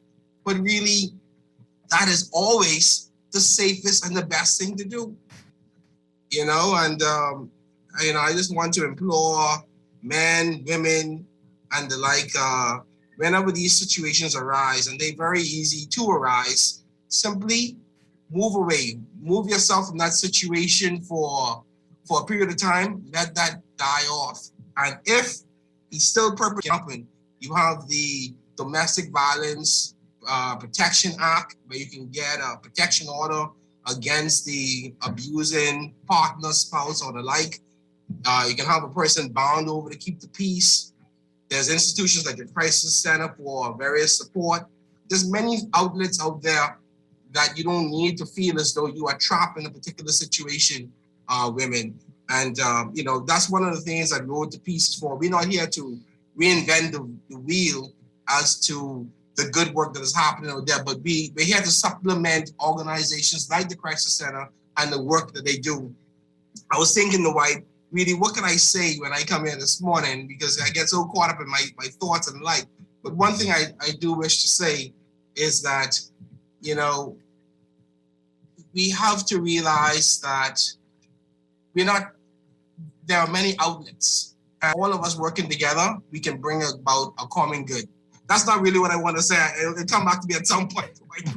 we get it. But are there mixed messages, though? Double standards? I mean, because especially with our young boys, our young men who are being told they've got to stand up, don't let this man or this woman do that to you. You need to show that you's a man. And does that run us into the dangers that we see now, where manhood is being questioned so easily and so often?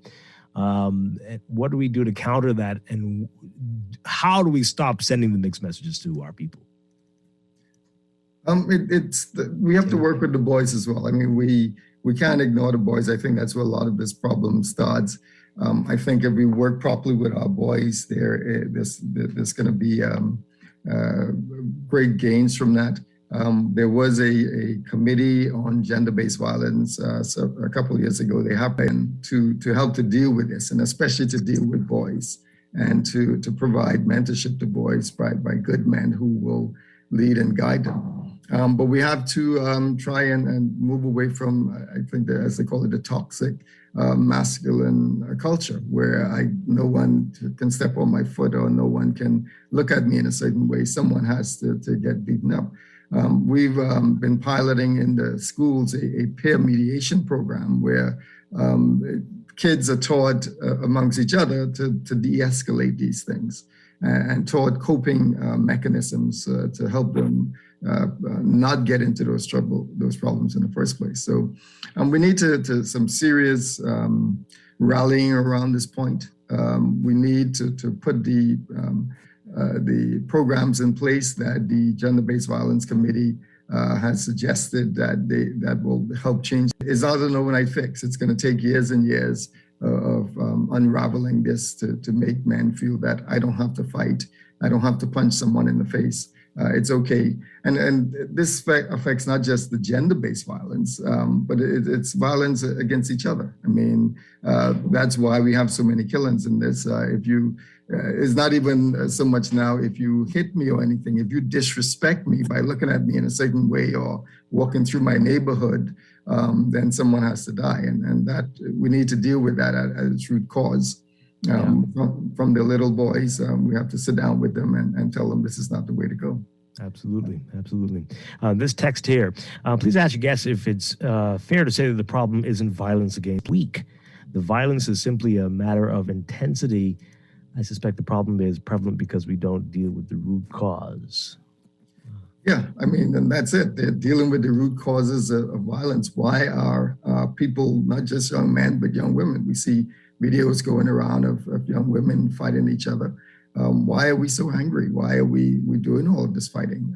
We need to find out why. It's obviously the culture is such that it encourages it, because if you have a minor dispute, your friends don't stand around and say, okay, let's walk away. They stand around and say, you got to go stand up for yourself and show them who's boss. So we need to have a culture. And I think some of it too is giving kids hope that for something else in life. A lot of the young men who get themselves in problems really don't see themselves living beyond a certain age, really have no goals. When the studies have shown, you talk with them and they don't really have any goals for what they want to be in life. And so they're just quite content to live that lifestyle where they say, well, I know I'm going to be dead by 40. So what's the point? And we have to work with them. We have to give them hope. And it needs to be in every school in this country, starting from very young with our kids. We can't wait until they get teenagers. We have an issue where we spend a lot of money on policing. We spend a lot of money on the courts. But I don't think we're spending enough at the source in the schools with counseling for kids that need it and providing the right direction. You know, if we spend more money there, we're probably going to save a lot more money down the road and not have to spend it on police cars and all the rest is shot spotter and all the rest of it. You know, let's spend it early on. Let's deal with the kids and let's give them the support they need. A lot of them are seeing this violence in the home. They're seeing it in their communities. They come to school, there are fights at school, and so that's all they know. And we have to try and teach them that they're seeing it. Yeah. Save that money. Don't spend it on lawyers. No offense, Jamal. But I know he was a lawyer. All right, so let's talk more about the Rotary Club Road to Peace Committee and the campaign. More about what you're trying to accomplish with this. Mike, you can chime in. Well, yes, good morning, everybody. The Road to Peace Committee was formed back in 2015. With the escalating crime in the country, several of our top Rotarians got together and decided Rotary needs to step in and try to see what we can do to help prevent the crime that's going on in the country. And right now, working with the Crisis Center on this white ribbon has been one of the biggest things, other than what Tim mentioned about the peer mediation program that we put together and piloted in 3 of the schools, the primary, secondary, and the junior school. But we've tried to get it into all of the schools because we need this and we need this badly. Yeah. And those are just 2 of the programs that we've worked on.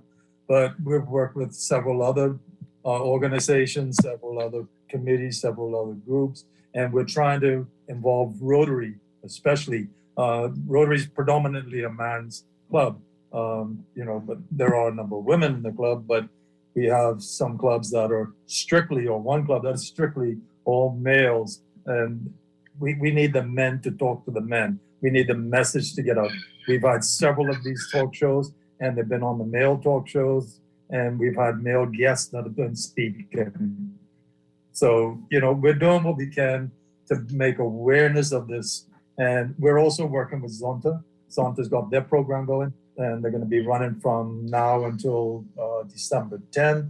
Several things, something in Ingliston on the 27th, and something is on one of the Windsor Park later on back in December, on December 10th, which is Human Rights Day. So, there's a number of things that we're doing, and there's a lot of organizations working behind the scene, but we need to get to the kids. We need to get to them at a young age, but we also have to find a way to get to the older people, because the kids are seeing it, as Tim said, Jamal said, they're seeing it in the streets, they're seeing it in the homes, they're seeing it in the schools.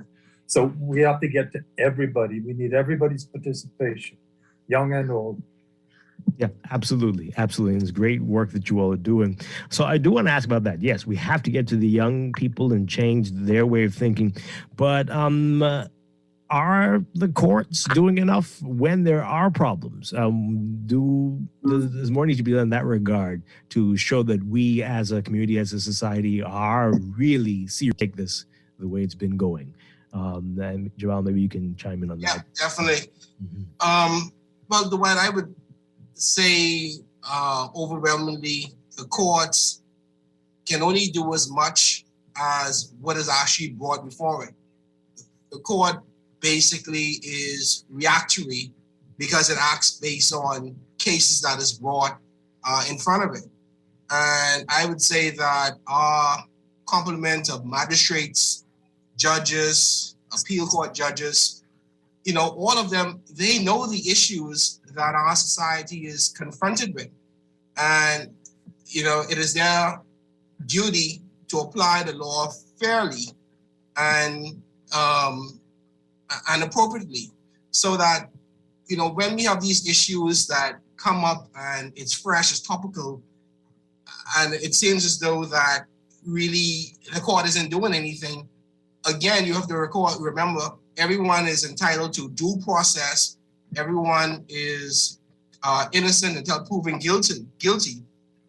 And certainly the crime and the punishment must correspond. Mm-hmm. So the point I'm making is that justice is evenly balanced, and it's not balanced just to satisfy the public, that to penalize someone for all the crimes perpetrated by all criminals. So I would, as I began, overwhelmingly say yes, the court is doing as much as it can. And I believe in cases where persons have been found guilty, they've gotten satisfactory, appropriate punishments. Personally, I would like to see the cat o' nine tail. I would like to see something happen with the Privy Council's restraint on capital punishment. That's my personal view. But there it is. In my opinion, the court is doing as it is functioning as it should be functioning. Mm-hmm. Oh, okay. All right. So what's going to be happening on White Ribbon Day? And that is the 29th? Is that right? That is the 29th. Okay. Yes. Yeah. Go ahead, Mike. Yeah, the International Day is the 25th of November, but the Bahamas is celebrating it on the 29th. Okay. Different countries have it on different days. Okay. So we are hoping to be able to go around and pin some of the ministers, the Prime Minister and his wife with the white ribbon lapel pins, the Minister of Social Service, the Minister of National Security, Minister of Housing, the Commissioner of Police is actually off the eyes. The Deputy Commissioner, Ms. Mackey, we want to try to get in touch with the Commodore of the Defense Force, the Commodore or the Commissioner up to Bahamas Department of Corrections. So we're going to be running around. If you see the white bows that we're going to be putting up at some of these places, we have some posters that are going to be putting up some of these places just to promote the White Ribbon Day, which is trying to get everybody involved in the end of violence against women and children. Yeah. So what else can the public do? Can we wear our own white ribbons? How else can we show support? Yep. Contact the Crisis Center, get your white ribbons, and show support that way. We need men to pledge that they will not. There is a pledge that goes along with the White Ribbon Campaign for men. It's called the White Ribbon Oath or Promise. I will stand up, speak out, and act to end men's violence against women and children. To take that pledge and be serious about it, not just make it something they say today and then after White Ribbon Day move on. Mm-hmm. But we want that to happen. We want conversations, and we hope that by coming on your show, we start conversations among people, and then we get people talking, and then the organizations that they're in talk about these things, and then it eventually filters up to our leaders, and they talk about it. There's a saying that where the people go, the government will follow. So if we can start this kind of a groundswell to get things done to deal with some of these issues, I think that would be a small measure of success for us. If by next year this time the government has taken the gender-based violence bill off the shelf and has moved that through and has passed that, and there's some programs in our schools dealing with the young men, and some programs in our communities to deal with the young men and the young women that are acting out. Yeah. I think we will see that success. So even though it's a one-day thing, for us, it's going to be an advocacy thing, which we continue beyond that day. That day is just really for awareness, but it's something that needs to happen 365 or 366 in a leap year, and make sure that it's being done all day, every day to raise the level of awareness, raise people's sensitivity to it. Wonderful stuff. This is great. Great work that you're doing, and we hope it really does catch on and people do take this very seriously, as it is extremely serious matter. But Tim Ingram, Jamal Davis, and Mike Russell, thank you all so much for being here, and great work to Rotary and the Road to Peace Committee. And thank you very much for letting us know about this White Ribbon. Very much. Thank you, Bob. Great show, Dwight. All right. We're going to take a break and be back with more Morning Blend after these messages here on Guardian Radio 96.9. Stay with us.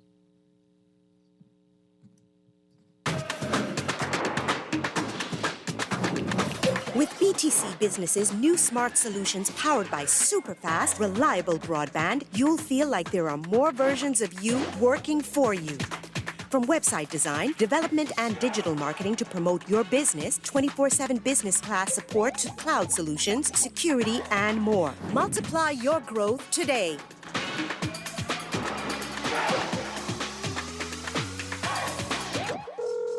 Hello? Yes, it's time. I know, a lot sooner than we thought. Well, that's thanks to those returns from my RF mutual funds. You know they have some of the best performing funds in the market. Yep, with what I've been earning, I can finally set a date for my product launch. Draft the paperwork, I'm on my way. Reach your financial goals with funds. Sign up by November 29th for a chance to win $1,000. Find out more at rfgroup.com. RF, money at work. To win a relay, each team member must do his or her part in the race. If one member drops the baton, it impacts all of us. Across all ages, genders, abilities, nationalities, cultures, or religions, we are all on the same team, and we all have a role to play in getting to the finish line to win the race against COVID-19. Don't drop the baton on safety. Wear your mask over your mouth and nose. Keep at least 3 feet distance from others. Do not touch your face. And wash or sanitize your hands often. Together, we will win. This message is brought to you by the PAHO WHO Bahamas and Turks and Caicos Country Office, the Ministry of Health, and the Healthy Bahamas Coalition. It's a different kind of Christmas, but everything is here. Yes, everything is here at Shop Smart Department Stores. 2 locations just for you. One on Mackey Street next to RBC, and in the Prince Charles Shopping Plaza. Come on down. Everything is here. At Shop Smart. At Shop Smart. Oh, everything is here.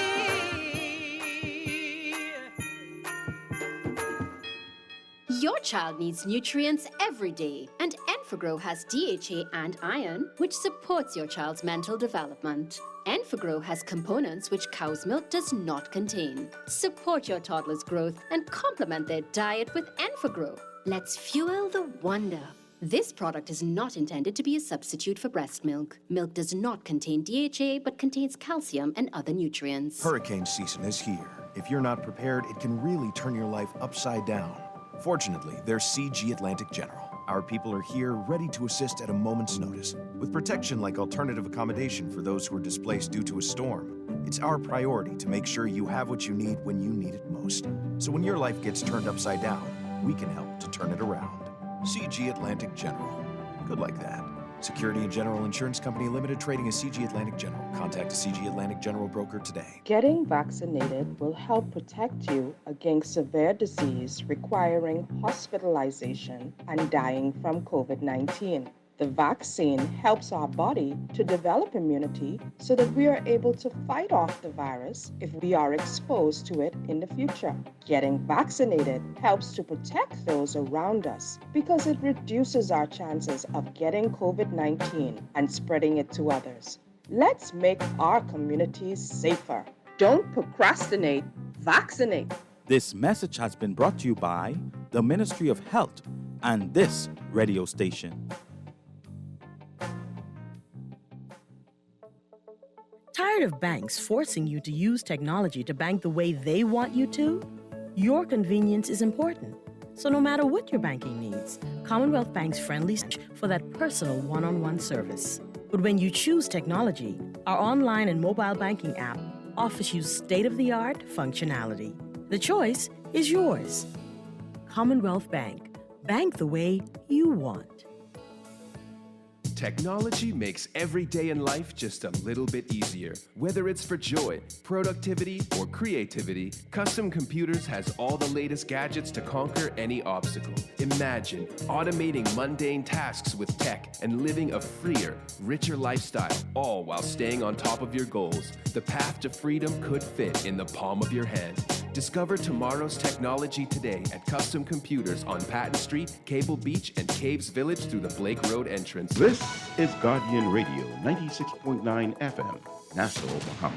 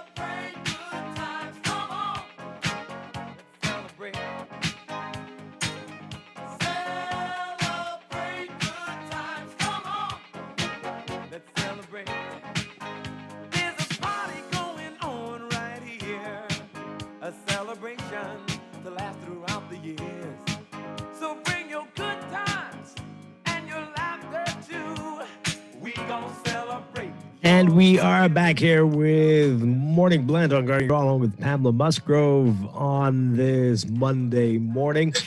And of course, that music means it's time for the Bahamas COVID vaccination raffle drawing for today. And 2 great prizes to give away. 2 lucky winners. They're going to be announced in just moments. Remember, you can be part of all of this. All you have to do is be vaccinated against COVID or partially vaccinated even.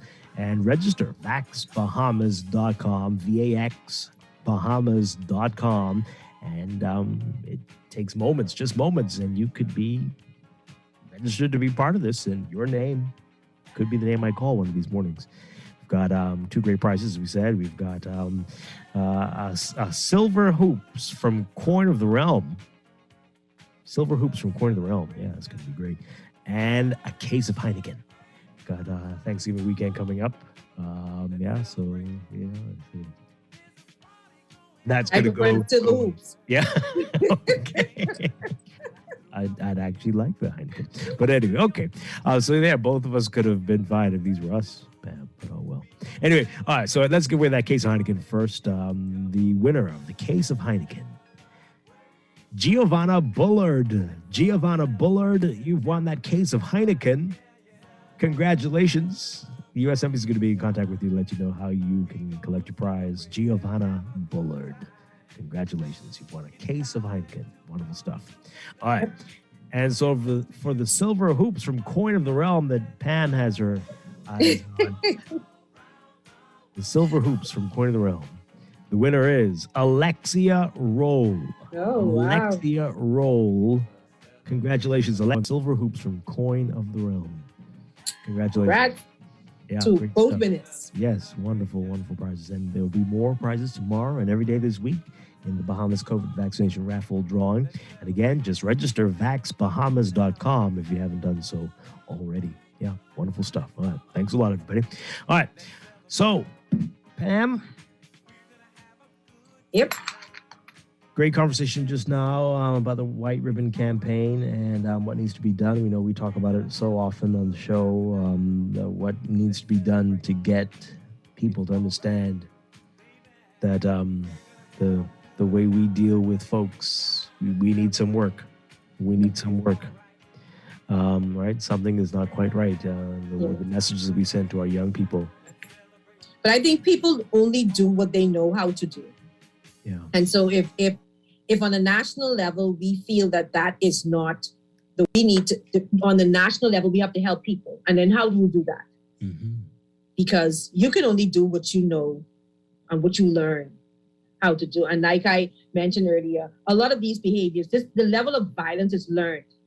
It doesn't just come out of a child just like that. Their environment, where they spend most of their time, this is what they're seeing. And so they go and they act it out. Yeah. In their daily lives. And the challenges, the circumstances today are not like they were back then. So what your daddy or your granddaddy was able to do and get away with back then, you may not be able to do that today. Mm-hmm. And it's causing a lot of problems. Yeah. Folks, maybe you have some views. You heard what we were talking about. What do you say about it? What needs to be done? We did discuss the mixed messages that, for every child it's told, don't ever hit a woman, don't ever hit a girl. Many are told, you let that girl, you can't let that girl or anybody do that to you. Many children not taught to walk away, to avoid conflict, try to de-escalate situations. And many children are encouraged to ramp up a situation so that it does become violent. Because that's what they see, Dwight. Yeah. If mommy is telling the boy not to hit girls, but daddy is hitting mommy, and mommy's hitting daddy.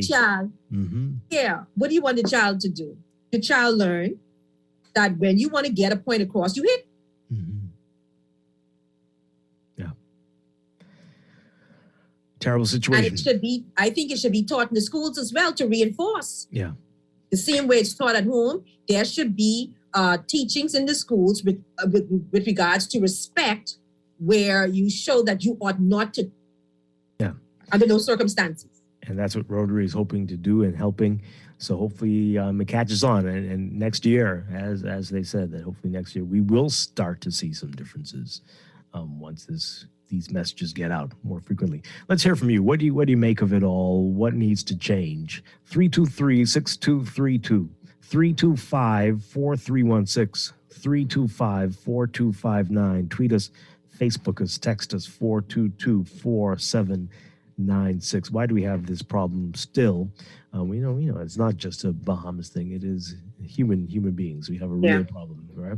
But some countries handling things a little bit better than others.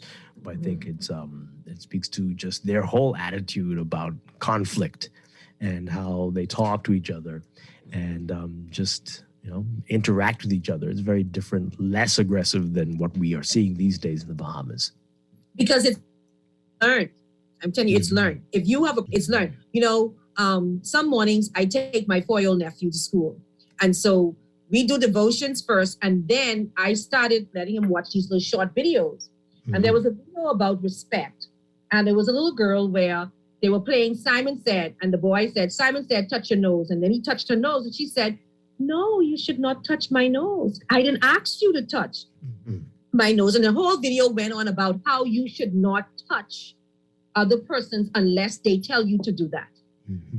Right? So how is a child going to know that if it's not taught to them? Mm-hmm. And so we need reinforcement in the church, in the home, in the school. And if you have all of those coordinating where you teaching on a social level children how they ought to be, then it will stick and will get better. But if it's not happening in the home, if it's not happening in the school, if it's not happening at church, then how you expect kids to just know that's what you're supposed to do? Yep. Very true. Very true. And there's a lot of that, and a lot of practice, not practicing what we preach, right? Mm-hmm. Do as I say, but not as I do. And that is not helping any situation at all. And so we've got to be serious and intentional about this stuff. And many will look around and say, y'all ain't serious. We ain't serious. Can't be, couldn't possibly be with what they see versus what we say. But as they said, we need to do this and we need to talk about it more often. It's just so it's happening that just by coincidence that International Men's Day, that this campaign, all these things are coming up just as here in the Bahamas and abroad. I don't know if you saw the video with the former NFL player and what he did to his girlfriend. Oh, man, that was very rough. Recently? Yeah. No, I haven't seen it. No. He's just been charged now. But all these things are coming to light at this time as a coincidence, but they are going on every day all over the place, all over the world. Mm-hmm. But bringing more attention to the problem. We've got a big, big, big problem. Yeah, and I think that's the first start, and I think that's good that we have to draw attention to it. Mm-hmm. Don't lighten up. Keep it out there. Put it out there. Let's talk about it. So people who are uncomfortable, that's all they're hearing, then hopefully they'll be more alert and willing to help to do something. We cannot continue to sweep it under the rug like we've done in the past. Yeah, we got to shine the light on it. And like a texter said last week when we were having a discussion based on International Men's Day, how quiet the text line was and how people are calling it because a lot of people are doing the things that we were talking about, right? Yeah. And, it's sad, but very, very, very true. Let's take a break for news. When we come back, a lot to get to. In Morning Glen Business, we're going to talk about the problems that we continue to see in downtown Nassau and in downtown Freeport. It seems like all the downtown areas in the country are challenged. Pam, I wonder why that is. We've got Freeport, the bazaar. We heard about the horrible fire at the abandoned portion of most of it is abandoned, right? And downtown Freeport is terrifying with how so many buildings are just there. And is it worse than downtown Nassau? I don't know. We're going to get into all of that after the break. Stay with us. This is Morning Blend on Guardian Radio 96.9. Wake up, it's a new day. It's the start of a new way. You know that this year it's start off the end of the old way. Wake up, it's a new day. Girl, you see how Cora eye look funny, all black up yesterday? But she say she bump into a wall when she's running after the churn dam. Yeah, but last Saturday, you see her arm was all black and blue, right? What you saying? You think something wrong between her and Jack? I ain't sure, but you know Jack is a jealous man. I hear him and Cora last Friday. I hear him say he hear Cora have eyes for Junior. Now you know that ain't true. Cora is a good woman, does mind her business, take care of them churn, and go to church every Sunday. So what you think we should do? I think we should report Jack, you know. Cora don't say nothing, but silence hides violence, and we don't want to line up in the cemetery. Not me. I ain't getting in nobody business, then Jack come after me, and I land up next to Cora. No, man, we could call a text Crime Stopper. And remember, we can even get some grocery money for our tip. Remind me again, how does this work? We can call them in Miami at 328-TIPS or 328-8477. Or when we in the island, call toll-free at 300-TIPS or 300-8477. And if you don't have no minutes, use the Crack Crime Bahamas app, and we could text them, and the messages get on mix up before it leave your phone, so nobody can know what you saying. So what we waiting on then? Let's go earn some grocery money. At Fidelity, the holidays are all about family, spending time with loved ones, and being thankful for the little things in life. Worrying about bills should be the last thing on your mind, especially during the holidays. Let Fidelity help you get your bills under control. Fidelity can also get you started with a real savings plan that actually pays you interest. The only thing you need to think about is what you will do with the savings in your pocket this Christmas. Now that's what I'm talking about. Fidelity Bank is here for you this holiday season because you are family, and family is important to us. This is Guardian Radio 96 Talk all day. Wake up, it's a new day. Wake up, it's a new day.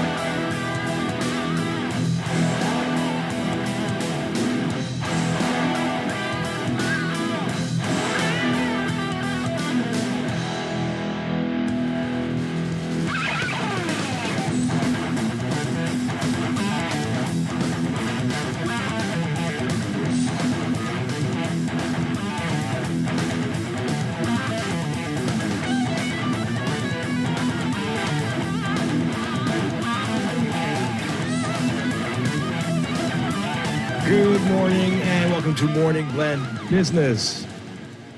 On this Monday, November 22nd, 2021, welcome back to our Morning Blend listeners. Once again, I'm Dwight Strachan along with Pamela Musgrove.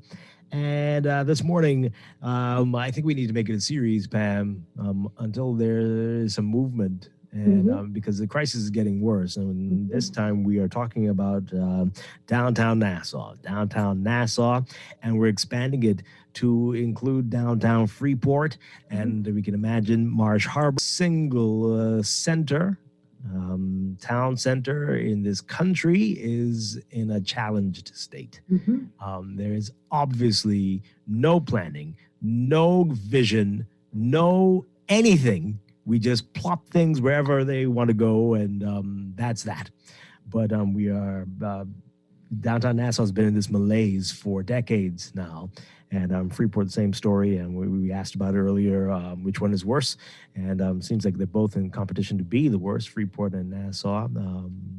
Freeport, they blame it on the hurricanes. I don't know. But yeah, ever since the Royal Oasis closed and that bazaar, and it's just been calamity after calamity there.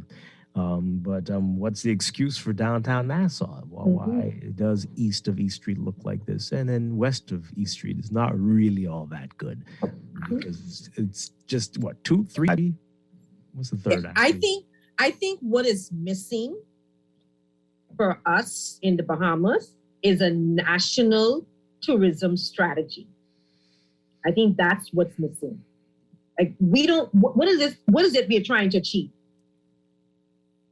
Well, I mean, I do think we are missing that, but I don't know if that's what the issue is per se here. That would help if we did have it, but I go back to saying it is a lack of local government, of true local government, where that's what happens. We talk about cities and attractions and even festivals, all these things. Cities are responsible for those things, right? But see, and city managers are responsible for the look of a city, the feel of an area, but we don't have anything like that. We don't have a ministry that's responsible for that, and tourism would go a long way. But it's about everything and it all encompassing, right? Just what separates Freeport from a Nassau and Marsh Harbor from a Government from the other place. But when you go to these islands and the capital, they all look the same with what are the colors? The pink buildings for the government offices and the green for the police, and everywhere looks the same. Everywhere looks the same. Yeah, but see, and that's what the national tourism strategy would force people to do. When you get into writing a strategy, that word national though, that national. No, okay, it shouldn't be national. It doesn't have to be for across the board. What we need as the Bahamas. The Bahamas is a destination. Although we have many islands and keys, the Bahamas is a destination, and you can break it out for different islands in terms of a sub-report for the strategy. But we need overall, it will force the stakeholders to answer the same questions that you are asking right now. Yeah. But there is no strategy. There is no strategy, no talk of a strategy. So we are just helter-skelter, and we are just progressing depending on what outsiders believe we need. Yes, right. It's all about tourism, and as well, but in the wrong way. As you said, the outsiders that come. Outsiders tell us. So you let the hotel, whether it's a resort on a key somewhere or a big giant hotel, that's what defines who we are. Right? You can't tell it's Nassau. Now, they're defining us. Exactly. And you can't tell it's ourselves. Nassau unless you see the cruise ships or the two big properties. You wouldn't know where you are in the whole West Indies unless you saw those. And that is terrifying. No other city would allow that to happen, where those businesses define who the city is. And that's what it's our all problem. about. That's a huge problem. What are we doing? Why is this happening? And when you mention local government, the people cringe and say, oh, we're too corrupt, we're too this, we're too that. So what are we going to do? Because you're waiting for the central government to do it. It's not happening at all. They don't see this as a priority. They don't see that they need to help define what Nassau is and what it means. And then when you talk about downtown Nassau in particular, I remember as a little girl, I think what happened is we have not pivoted. I remember as a little girl, we went downtown it was when there was certain occasions. So when it was back to school, my mom would take us to the Stop and Shop. That's where we got all of your back to school supplies. When it was Easter or Christmas, we went to Jack and Jill or the House of Value, or when you're decorating for Christmas, Russell's dry goods store. And then when you had a special occasion, you remember the Nassau shop? Is the Nassau shop? Yes, that's where John Bull is now. Yes, so we've kept downtown. From I remember, downtown was a place where we as Bahamians went. It used to be special. Right? Yeah. But what happened was we had the malls. And so these stores went into the mall. There's no need for downtown. Besides, there's no parking downtown. I mean, if you want to go down now, you're paying a place I used to go.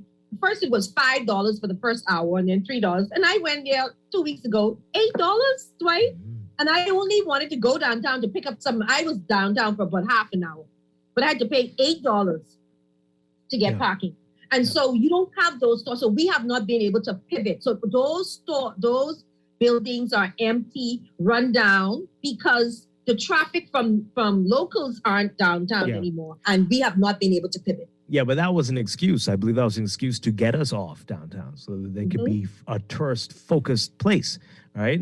Because you could have easily addressed all those issues. There were places where you could have put parking. There were opportunities for that, and that was never seen as a priority. Never, ever, ever. So this has been intentional, but now they're paying for it. They're paying for it. And then I think added to that, like whenever I drive downtown, because I have to drive downtown every morning to go, and like when I do it at a later time, I just cringe with all these tourists and walking around. I'm like, okay, there's nothing down here. Like it's just run down. It's just embarrassing. when I look at it, it's rather embarrassing. You have a lot of buildings. I imagine, Dwight, most of these buildings are owned by people who don't even live in this country. Yeah. Right? And you have all of these rundown buildings. The price for them are very expensive if they even want to sell. And if you even want to lease a spot, it's too expensive, right? So I think what the government needs to do, when we always talk about taxing and finding ways to tax locals as much as possible, I think that those building owners need to be taxed for vacant buildings. Yeah. If you have your building vacant 6 months or more, you need to be taxed. Absolutely. And that may generate some activity. And after a while, have that building taken from you. Yep, that's a taken tax. from you. And not no if you don't just pay the taxes. Right, not no 0.5%. I'm talking about money. In Canada, they realized that there were developers that were buying up a lot of property. And so what they did, they put a stamp tax, and I think it was like 3 or something %. If you got more than 10 plots of land, you were paying 3% over. So you have these governments where they manage stuff. You use the policies of government to either increase or reduce activity, which is what we don't do. So those buildings with those vacant, they will be taxed. Yeah, but here's the problem, and what we're doing, because we lack the system, the proper system to deal with this, for there to be a vision for these city areas. We are creating new versions of downtown Nassau. Carmichael Road is going to end up being the same thing if we aren't careful, right? There is nowhere they want to put it. And you can already see in some parts of Carmichael where there are abandoned buildings, and it's looking like mess, right? But things are just popping up any old where, and there is no overall plan to say, okay, well, we want here to look like this, and we need a this here, and we need this here, we need this type of, we want this to be a this zone and that, and we're going to end up with the same problem all over the country. We need a system, and I do believe personally it is local government as it is all over the world, right? A system of where those folks be responsible for the vision for the city and for all the different districts on New Providence and throughout the country. Some might have some other ideas, like you said, Pam, perhaps it's the Ministry of Tourism, I don't know. But we need to have that. There is no ministry in any government we've ever had, it seems, that's responsible for planning for how an area is supposed to look. Okay, so let me ask you a question. What's the purpose of town planning? Not that, apparently. Is it? It's and again they've changed. Is it more like it's a zoning now, right? So yes, some point. See, my thing not in, but it's not about we needed this time, right? It doesn't come up with the ideas. It just regulates whether you should be there. No, you can't be there because there's a school near this, and that's all. But we don't have a department. Be a part of it then? We have institutions. That needs to be elected officials. People, you need to elect somebody. I agree. A mayor with the vision, a council member with a vision for that. Not somebody appointed to the town planning board, and God knows how they got appointed to it, to decide those things. No. I agree. But I'm a believer that you have to work with what you have. Did this administration say anything about local government? They're going to do it. They said they're going to do it for Providence. What does that mean? We haven't heard anything. Okay. They said they're going to do it. So until then, we don't know. And it could be just like the last administration where they may commission another group and then get the report, and then they run out of time to implement it. They run out of time, eh? If only that were what it was. So my thing is, if we have institutions, until we get to that point, why not strengthen those institutions? But Pam, it won't be that hard to get to that point. That's the thing. Okay. What is the holdup? What is the issue? It obviously is, Dwight. It obviously is because we're not doing it. Yeah. And then let's look at Freeport again. The bizarre. Do you remember this when we were younger? When I was a kid, before I went to Freeport, my father, who was born in West End, used to talk about Freeport like it was like Oz. It was like the greatest place you've ever been to. He really made it seem like a magic city. That it was someplace you had to go, so clean compared to Nassau, and how It was, the buildings were so tall and so nice, and the bazaar, how the whole world was there. It was like an Epcot, and how fantastic everything was. And, it's just so sad what downtown has become, how it got there. And this is the same challenge, the same problem, a lack of, they have the port, but again, these aren't people with vision, it seems. They're administrators. They're collecting the taxes and trying to keep up and upkeep, but implementing something that will transform the place, that we're not seeing that. And every single settlement in the country functions like this. There is no attempt to make it unique, to make the place special. We're relying again on the resorts to define us. The tourist resorts define the islands and these communities, and that just is insane. Insane. Fort Lauderdale, and I stayed on Las Olas. That's the first time I've even heard about Las Olas. I didn't know big area. About. Yeah, and this was just a couple of weeks ago in the midst of the pandemic. Mm-hmm. And the Strip, so I, took a stroll on the Strip one day. Lots of restaurants. I mean, buzzing. Countless. So many things to do. Buzzing. Restaurants. And not only restaurants, but even stores. Like stores that I would go in and purchase something out of. Not just T-shirts. They had art museums. They had museums, travel agencies downtown, restaurants and stores. It's diversified. And I guess that has to do somewhat with planning, right? It's not just T-shirt. Not everybody wants to buy a T-shirt. Yeah. Or some souvenir that, they cannot, not everybody wants those stuff. So you have to be diversified where you can come in and you can purchase something from the store that you would use. When you pay attention to Florida news, you see how the mayor and the town council, the city council is held responsible for everything. They had a big debate in Miami Beach a few weeks ago. Went to a referendum on whether the bars should be forced to close at 2 a.m. Right, because people were concerned about the city and what it was doing and the image and the reputation. And it became a very contentious issue. But they had a say in it, and they have a vision for their city and move forward with it. It's a local issue. Let these people decide. What are we doing? Are you expecting the MP to do this? Were you expecting the MP to come up with a vision for downtown, for east of East Street? That's what we're waiting for. Who is supposed to do it? Yep. And what I liked about down there, and when I was in New York, is like 8:00 at night, you can walk along the street without any fare. Absolutely. You can walk freely doing that? Because there's activity and there's buzzing. You can walk up and down without a fare that you're gonna get mugged or something's gonna happen to you. When's the last time you did that east of East Street? When's the last time you did that west of East Street? I've never. Oh boy! All right, let's hear what you have to say about it, folks. What are we doing? What is going on here? And what are we waiting for? I mean, everybody is upset about it. We just had Joy Gibberlew, the Director General of Tourism, on a few weeks ago, and we unfortunately we laughed. But it was, I mean, what can you do but laugh at the state of Bay Street, east of East Street especially? And but we've been talking about this for decades. What is the problem?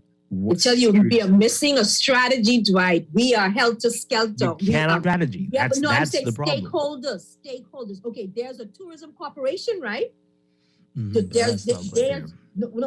understand what I'm saying? There's a tourism corporation, right?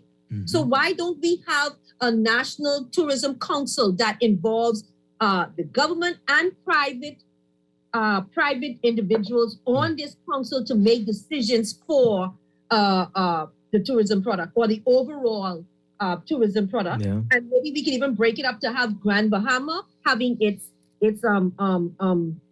own strategy team. Like you mentioned, Abaco, the major islands, Long Island, let them have their own strategy team so they're working in concert. Yeah, that's exactly how someone from Inagua will be making the decisions for Marsh Harbor. That's exactly how that'll happen. But anyway, let's hear you say, folks. 323-6232, 325-4316, 325-4259. Tweet us, Facebook us, text us, 422-4796. Good morning, caller. You're on Morning Blend Business. Hello. Hi, good morning. Good morning, Dwight. How you doing? Doing well.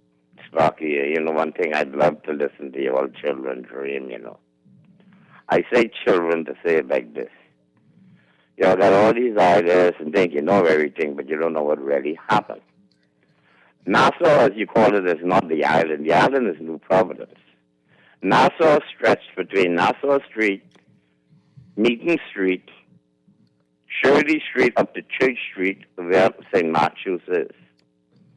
One time ago, the city of Nassau was downtown. That's why we call it downtown. That's Nassau. The island is New Providence. When we were growing up, I'm 70. Everything was downtown. People worked downtown. Everybody wanted to buy restaurants and nightclubs was from Montague Beach along East Bay Street, straight down on West Bay Street. Nightclubs and stores were going day and night. I heard him mention the Stop and Shop. What happened was everybody just left downtown to the people coming off the boats. The merchants and all of those moved because the people from the Family Islands started invading New Providence, which means when they came to the Family Islands, they had to move over the south side of the ridge of the hill down to the south side and the southwest side. The populations moved. So the merchants that were on Bay Street, they moved with the population. Now, the city of Nassau is Carmichael Road, Madera Street, and Robertson Road. We got the malls. We got the whole of Madera Street is a shopping mall. You got the whole of Robertson Road is the Marathon shopping mall. You got the whole of Carmichael Road shopping mall. The population moved, the merchants moved. Whatever you could find down Bay Street, now you could find over the hill. So the only thing left on Bay Street now is the hotels. Okay. We are aware of all of these things. We're trying to figure out what to do to fix it. That's my point. So the point is, what's the point at the end of the day? Sparky, you have the answers to fix it? Yeah. Because, okay. Anyway, I have some, right? Mm-hmm. But again, I'm telling you, local government is truly the thing. But we need to get it back so that people want to go downtown, Pam, right? And, if you talk to people like Pat Ramming, they'll tell you that, that wasn't Market Street for fun. There was an actual market there, right? A real market, not that straw market. And that's where you went to get all of your fresh food, the fruits, vegetables, maybe even fish. There was a real center of commerce down there. And we know major cities around the world have a huge tourist attraction. You go down there and you get your food. They've got that huge thing. What's it called? Pike something in Seattle, and people go Pike Place, Pike's, right? You go and take a picture. It's a thing. Mm-hmm. It's a cultural center. Yeah. We need that. We need that again downtown. We've got lots of space east of East Street for a major market where people can bring their goods. And once you start that up, then we can get back to having it be a place where people want to live, because people want to be closer to that. And on the restaurants and the clubs and the pubs and whatever it is down there, turn it back to a place where people want to stay, to be close to the action. The problem, Dwight, is persons are holding on to their properties. You got to take it. But now, see, after all this time, again, that means that then becomes a government issue. People are holding on to their properties.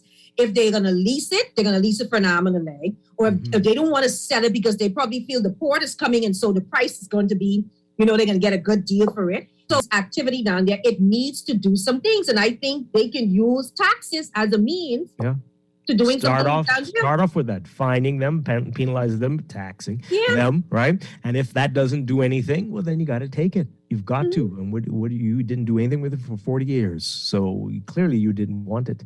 And we need this to revitalize this area. And But you need a plan first. You need a strategy. have to have a plan. You have to have a plan. You need a strategy. And we need that for Carmichael Road as well, as Yeah. he said. We really need that. And Palmdale is showing to have the same issues, right? After 5 o'clock, it is a dead zone. You don't want to be around there after 6 o'clock, right? And so this is crazy what's going on. Crazy.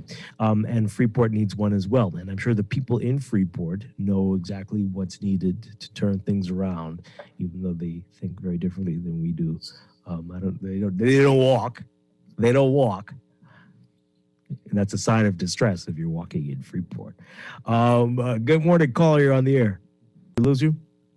323-6232, 325-4316, 325-4259. Tweet us, Facebook us, text us, 422-4796. Decentralization is the thing, is the key for everywhere, right? Because, again, we don't have, and you don't want that. You don't want a Nassau guy to be telling Georgetown what to do and what you need to do here. You don't want that. The people there need to be able to do this, to say, hey, we always wanted to have a wheel like they have in London. We think that would be great. We always wanted to have a big right here in the center of the settlement or town or whatever, right? This is what we think. And you mentioned wheel. Every major city appears to have a wheel. And guess what? Do you know that they built a wheel in Miami? Yeah, it's crazy. I was surprised, driving on the freeway. Looked and I said, I've never seen that. It's insane. I think why does everybody want it? Because sometimes. Well, maybe we need to have one too. Right? People love them. They can't get enough of them. That's the way to go. Because I think it's a nice view when you get to see, overlook. Yeah. The city of Nassau would be great because we are so small, So we used to be able to do that with the water tower. You used to be able to go there and see the whole place, but since nobody cares about that anymore, we need a wheel. And I've told people this before. Every single city you go to, there's a landmark in the center of the city where you take a picture next to the name of the place. Where is the name of Nassau? Where is that? Yep. Well, what's going on with that? Why don't we have one? Why is that? Where is it? What type of place is this? Where is this place? I tell you, we need a national strategy, Dwight. National. That national word. Strategy. That national word. No. Okay. Word. We need strategies for the various islands. Yes. But I think it's still a master plan because there's still the Bahamas recognized, and then with that strategy, you can show there are different islands that make up the Bahamas, and these are the pivotal attractions that you'll get to see and experience when you go to the various islands. Yeah. Let's take this call. Good morning, caller. You're on the air. Caller, good morning. These folks are very impatient today. 323-6232, 325-4316, 325-4259. Are they gone already? Yes. Okay. Text us. Tell us what you think about all of this, folks. What's happening here? Why are we just bringing up stuff all over the place? No plan, no vision, nothing for how to make this better for all of these places. Nassau, Freeport, Marsh Harbor. We've talked about this before about how after Dorian, the tragedy there, but how this might finally be the thing that gets Marsh Harbor to have a new way for it, as opposed to just putting everything back where it was before. Re-envisioning how Marsh Harbor as a city would be. I heard this discussion. No, but I read where the Chamber of Commerce president for Abaco had said a few weeks ago that the ship has sailed on redeveloping Marsh Harbor because it's gone right back, to what it was. And so if another hurricane come, it'd have to flat it down to start over again. Yeah. So we are served with these opportunities, but obviously we just aren't prepared to take advantage of them and to do something different and more progressive. Just unbelievable. Unbelievable stuff. Let's take the break. When we come back, we'll get to your messages and hopefully get more of the calls in.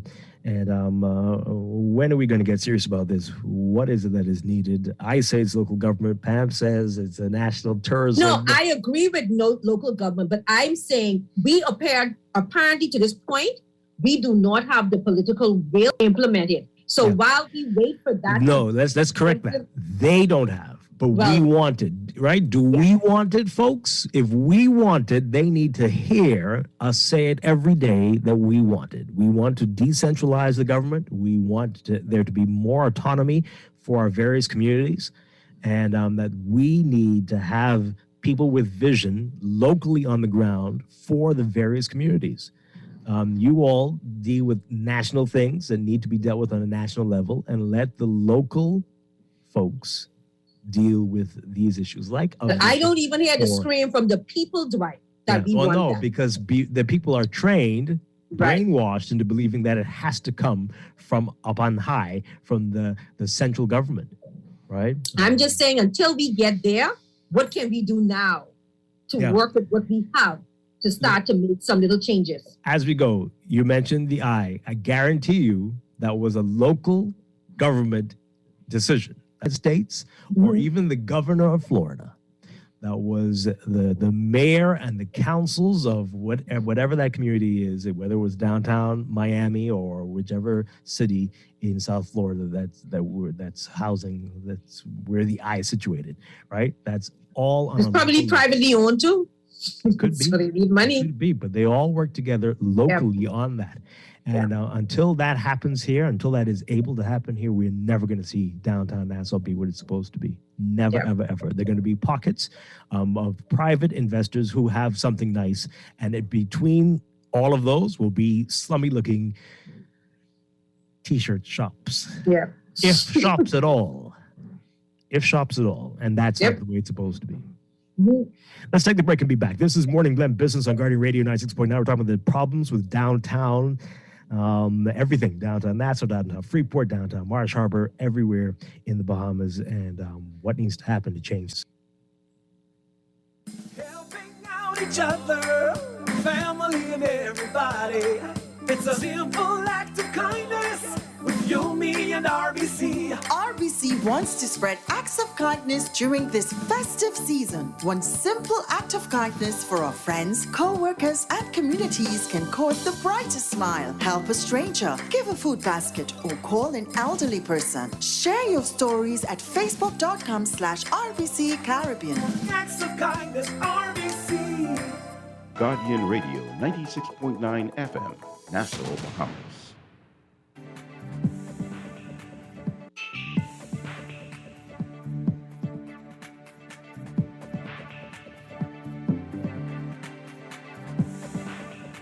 Brought to you by CFAL. Protect Our Islands Fund, POIF, maintaining that Royal Caribbean International still has key environmental questions to answer about its proposed Paradise Island project, especially the question of waste disposal. Spokesperson for POIF, Shauna Lee Johnson, saying in a statement that proper environmental oversight should be a priority of the project's decision makers. The group stating that the government should demand explanations on environmental aspects of the project. You can read more about it in today's Guardian business section. Government's conversations with Royal Caribbean International have chiefly focused on the cruise line's stalled negotiations over the purchasing of the Grand Lucaine Resort with Little Island. That's according to Press Secretary Clint Watson, who told Guardian Business that no decision has been made by the government on RCI's Royal Beach Club project. Watson gave the reassurance that the Davis administration would make no decision on whether or not RCI gets the green light to develop its beach day plan before the government speaks with another developer whose plans for Beach Club overlap with RCI's.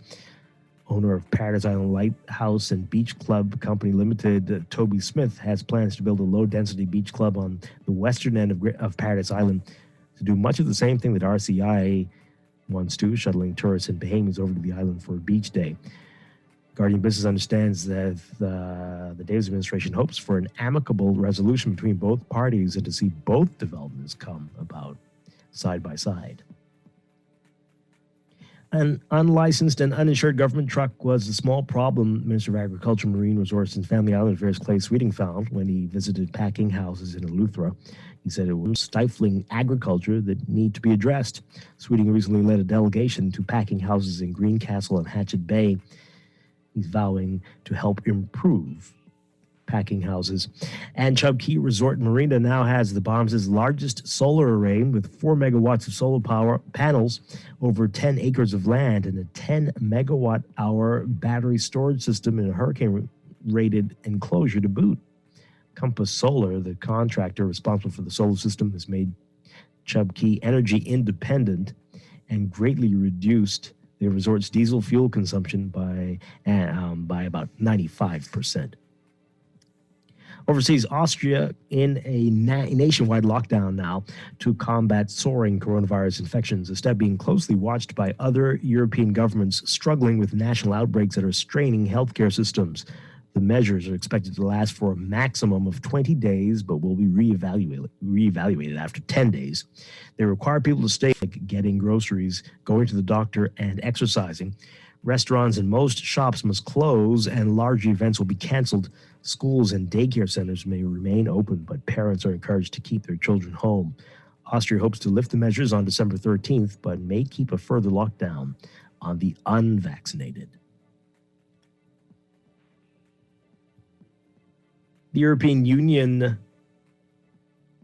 Medicines Agency says it's evaluating whether to authorize booster doses of Johnson & Johnson's single-shot COVID-19 vaccine. In a statement today, the EU drug regulator said it was considering an application from J&J to recommend booster doses of the J&J vaccine for adults 18 and over, at least 2 months after they were first immunized.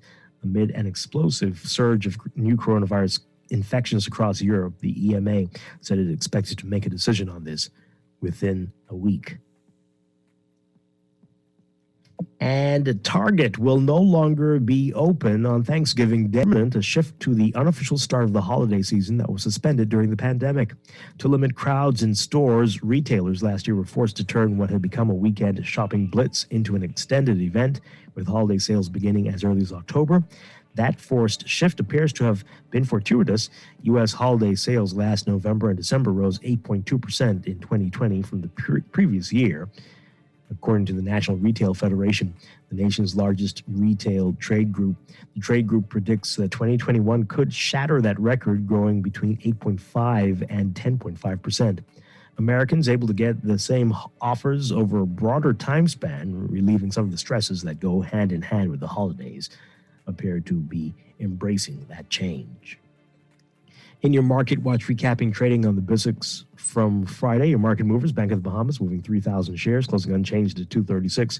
Focall moving 2,000, unchanged at 399. Commonwealth Bank moving 1,100, up 4 cents to 250. Commonwealth Brewery moving $1,000.02. Arawak Port Development moving 115 shares, unchanged at 39.95. Consolidated Water BDRS unchanged at 225. And Emir Incorporated unchanged at 1151. The BISX All-Share Index closing at 2,115.89, up 10.11. Recapping the week, the local market ended the week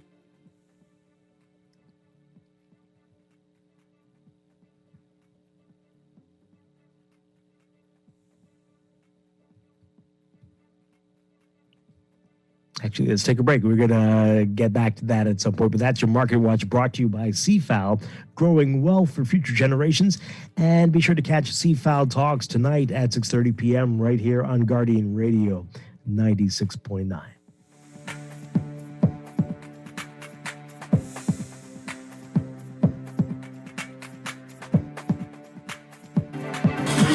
Fidelity, the holidays are all about time with loved ones and being thankful for the little things in life. Worrying about bills should be the last thing on your mind, especially during the holidays. Let Fidelity help you get your bills under control. Fidelity can also get you started with a real savings plan that actually pays you interest.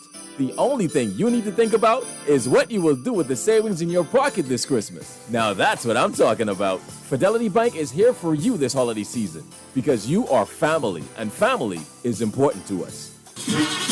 Cheney's Chesapeake Road Christmas Wonderland is open under the Big Tent. Get your Christmas trees in pink, frosted, green, or white in a variety of sizes. Musical Christmas LED and laser lights, a large variety of tree ornaments, lighted angels and Santa tree toppers, bright and lively colored Christmas balls in all sizes, garlands, wreaths, tree skirts, stockings, and lots more. Add flowers, picks, and decorative mesh to brighten up your home or office this holiday season. And don't forget the toys at Cheney's Chesapeake Road. Check our selections online at www.cheney's.com. www.janays.com.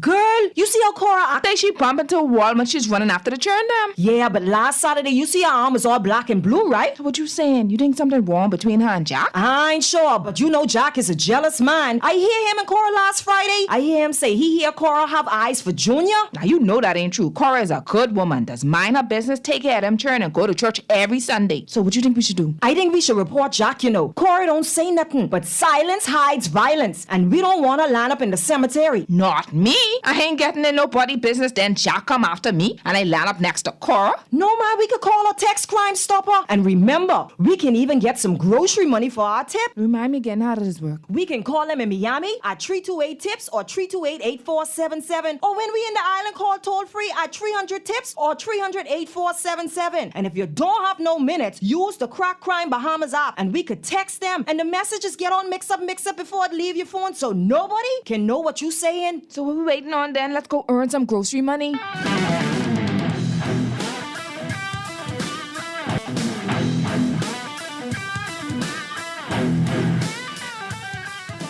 We're back here with Morning Blend on Guardian Radio 96.9. Dwight Strachan, along with Pavel Musgrove on Morning Blend Business. We are talking about the state of downtown Nassau, downtown Freeport, downtown everywhere in the country. No plan, no vision, just whatever, anything goes. And we wonder why so many don't feel any reason to get off the ship. You know, when I read an article about Jamaica, they said their tourism industry happened by accident.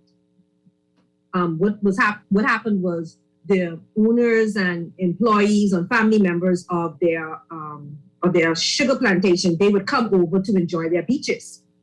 And really, that's how they got tourism started. And so when they looked at it, they noticed that they had a serious leakage problem in tourism. So only 30% or 30 cents out of $1 remain in the country from the tourism product. So I asked the Bahamas, how much of $1 earned in tourism remain in the country? And so when they noticed that, what they tried to do was the government tried to build capacity by providing funding for businesses in order for them to really provide value-added services to the tourists. So they understood that the service level was probably not to that point, so they provided assistance. And one of the things that they did, and I'm not saying that we should do it, but I'm just going to show you how you have to be deliberate if you want to tackle a problem. So what they did is they had a tax where it was $20 for each and $2 for each cruise ship passenger. That was the tax that went directly to a fund that would provide loans to small and medium-sized tourism enterprise businesses. Yeah. Wow. So I'm not saying that's what we do. I'm saying you have to be deliberate. Now, you know how I feel. Government shouldn't manage it. If you were to do something like that, it cannot go in a consolidated fund, and government should not be responsible for managing those monies. You have to get experienced, qualified, private sector persons and to provide that service. Government should have legislative oversight to make sure there's no skullduggery or no embezzlement or whatever of the monies, but they should not be involved in doing it. But all I'm saying is... And local government should. But that's fine if you could get it. That's fine if you get it. I'm just saying we have to be deliberate, which is what we are not. Not. Exactly. We can all agree on that one. Let's take this call. Good morning, caller. You're on Morning Blend Business. Morning, Dwight. How you doing? Doing well. All right. Good morning, Pam. I think it's Pam, right? Good morning. Yes. All right. Good morning. I was waiting a long time. I got you two set of conversations, but be that as it be. I don't worry about that. My cell phone, don't worry about that. But I had to call a few minutes ago. I turned on the radio and I hear you talking about this thing in downtown Nassau. I had to call. Now, to answer your question about what can we do, and first thing, Dwight, you just said it. We need to get things out of the government hand, because the government ain't looking to do any of these things that we seek as people, as a citizen, to do. And as you said it, right, local government is a thing for New Providence. You won't see almost immediate effective change in New Providence. You implement local government in New Providence, and I can assure you things will change almost immediately. Absolutely. it will change almost immediately. Now, I'm the type of person, I'm not going to criticize anything unless I have an alternative. You talk specifically about the downtown Nassau. Now, let me say this. About 4 years ago, for downtown Nassau, in a nutshell, there was this time I was approaching downtown Nassau from the West Bay Street area. I saw 6 cruise ships in the harbor from the Arawak. When I look over from Arawak area, 6 cruise ships in the harbor. I reached downtown, tourists all over the place, nothing for tourists to do, nothing. No. I mean, no cultural, nothing. Because of that, I put a project together. About 4 years ago, I was able to get an appointment. I presented this project to Minister Diagla at the time. He liked it. It was good and everything. Sent it forward or reach out with the tourism corporation people, never get in contact with them. Pandemic hit. 2 years later, reached to this point. I was able to afford an opportunity with the Director General of Tourism, Ms. Joy Jibalu. Beautiful person. Nice lady. I presented the same thing with her. They liked it. They made some recommendations. Well, one of the key points is that the government don't have money to fund these things and so forth and the rest of it. You see what I'm saying? Be that as it may, I realized at the point I say, you know what? The government ain't going to do it.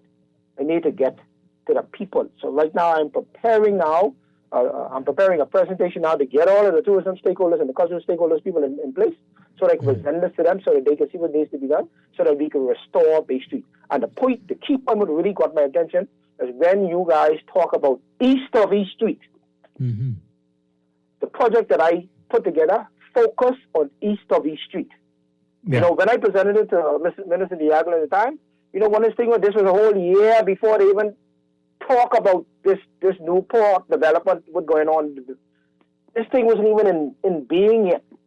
And these are simple things that can be done that will restore the Bahamas back into downtown. Sparky made a comment earlier when he said, a lot of things going on in downtown. He's right. But the key point is, the kind of foreigners and all kinds of things happening. You know about Bahamas in downtown Nassau? No. Think about it. There's nothing bohemian in downtown Nassau. And like I said, if we're not careful, the same thing will happen to Carmichael. The same thing will happen. Yes. Right? If we don't have, as Pam says, be deliberate with what we're doing, have a plan for the future, and really think about this carefully, the same thing will happen to Carmichael. Yeah. Thank you, caller. Keep us posted. It sounds very exciting what you are working on. Mm-hmm. But yeah, good luck to you on that one. All right. We've got a lot of text messages. We want to get to those. But let's take this call quickly, and then we'll get to the messages. Good morning, caller. You're on Morning Glen Business. Hi. Top of the morning, Dwight, and top of the morning Hi. to your guests, and good morning to the Bahamas. It's Toby from Paradise Island Lighthouse and Beach Club. Hi. Good morning. Good morning.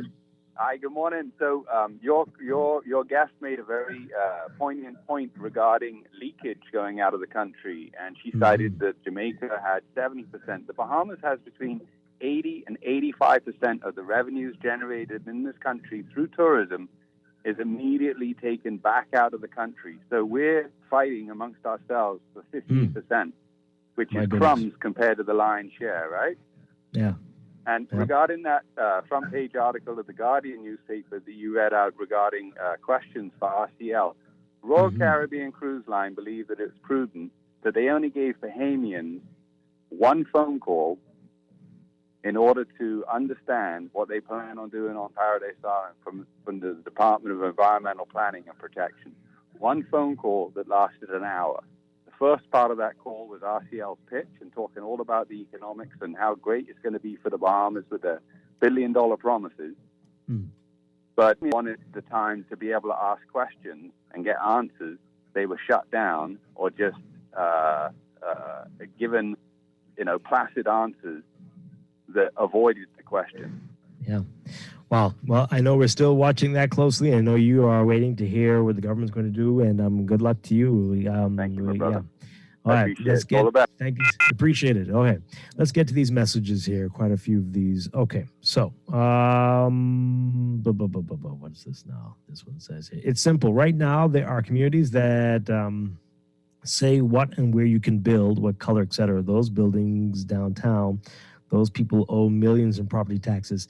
Take the property and create a development zone, a non-government one that has the authority and access to money, but you need a visionary, a modern-day Henry Flagler. Yeah, those things happen in local governments all over the world, all over, right? You have famous mayors that had those type of visions. You remember, New York has been in the dumps, but various mayors over time have come with the ideas. They've inspired everybody to get on board with their plan and have transformed the place.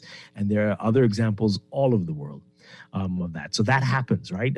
Yes, take it out of the central government. Take it out of the central government's hand. Let local government deal with it, and put the checks and balances in place so that people don't go running amok. Right? It is pretty simple. The people who live there have the vision. Let them come up with the way forward. This person says here, great show. Don't forget to mention the downtown smells like you know what.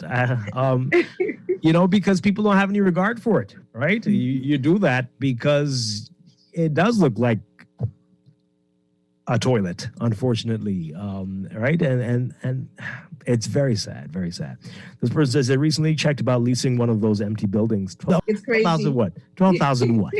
12,000 what? Well, those 1 pennies that we've gotten rid of? Because, anyway. Oh, boy. Morning to you both. Not much response this morning because we're programmed for politics and religion. We don't want to take personal responsibility for ourselves and our communities, but blame someone all the time. And that's the issue with us. Oh boy. This person says, I guess that's why they moved the carnival to near downtown so the rides can resemble the eye that Pam was talking about. Well, I mean, hey, that's fine, but that's only for like a month or two. Mm-hmm. There are tourists who come here in August and they have nothing to do.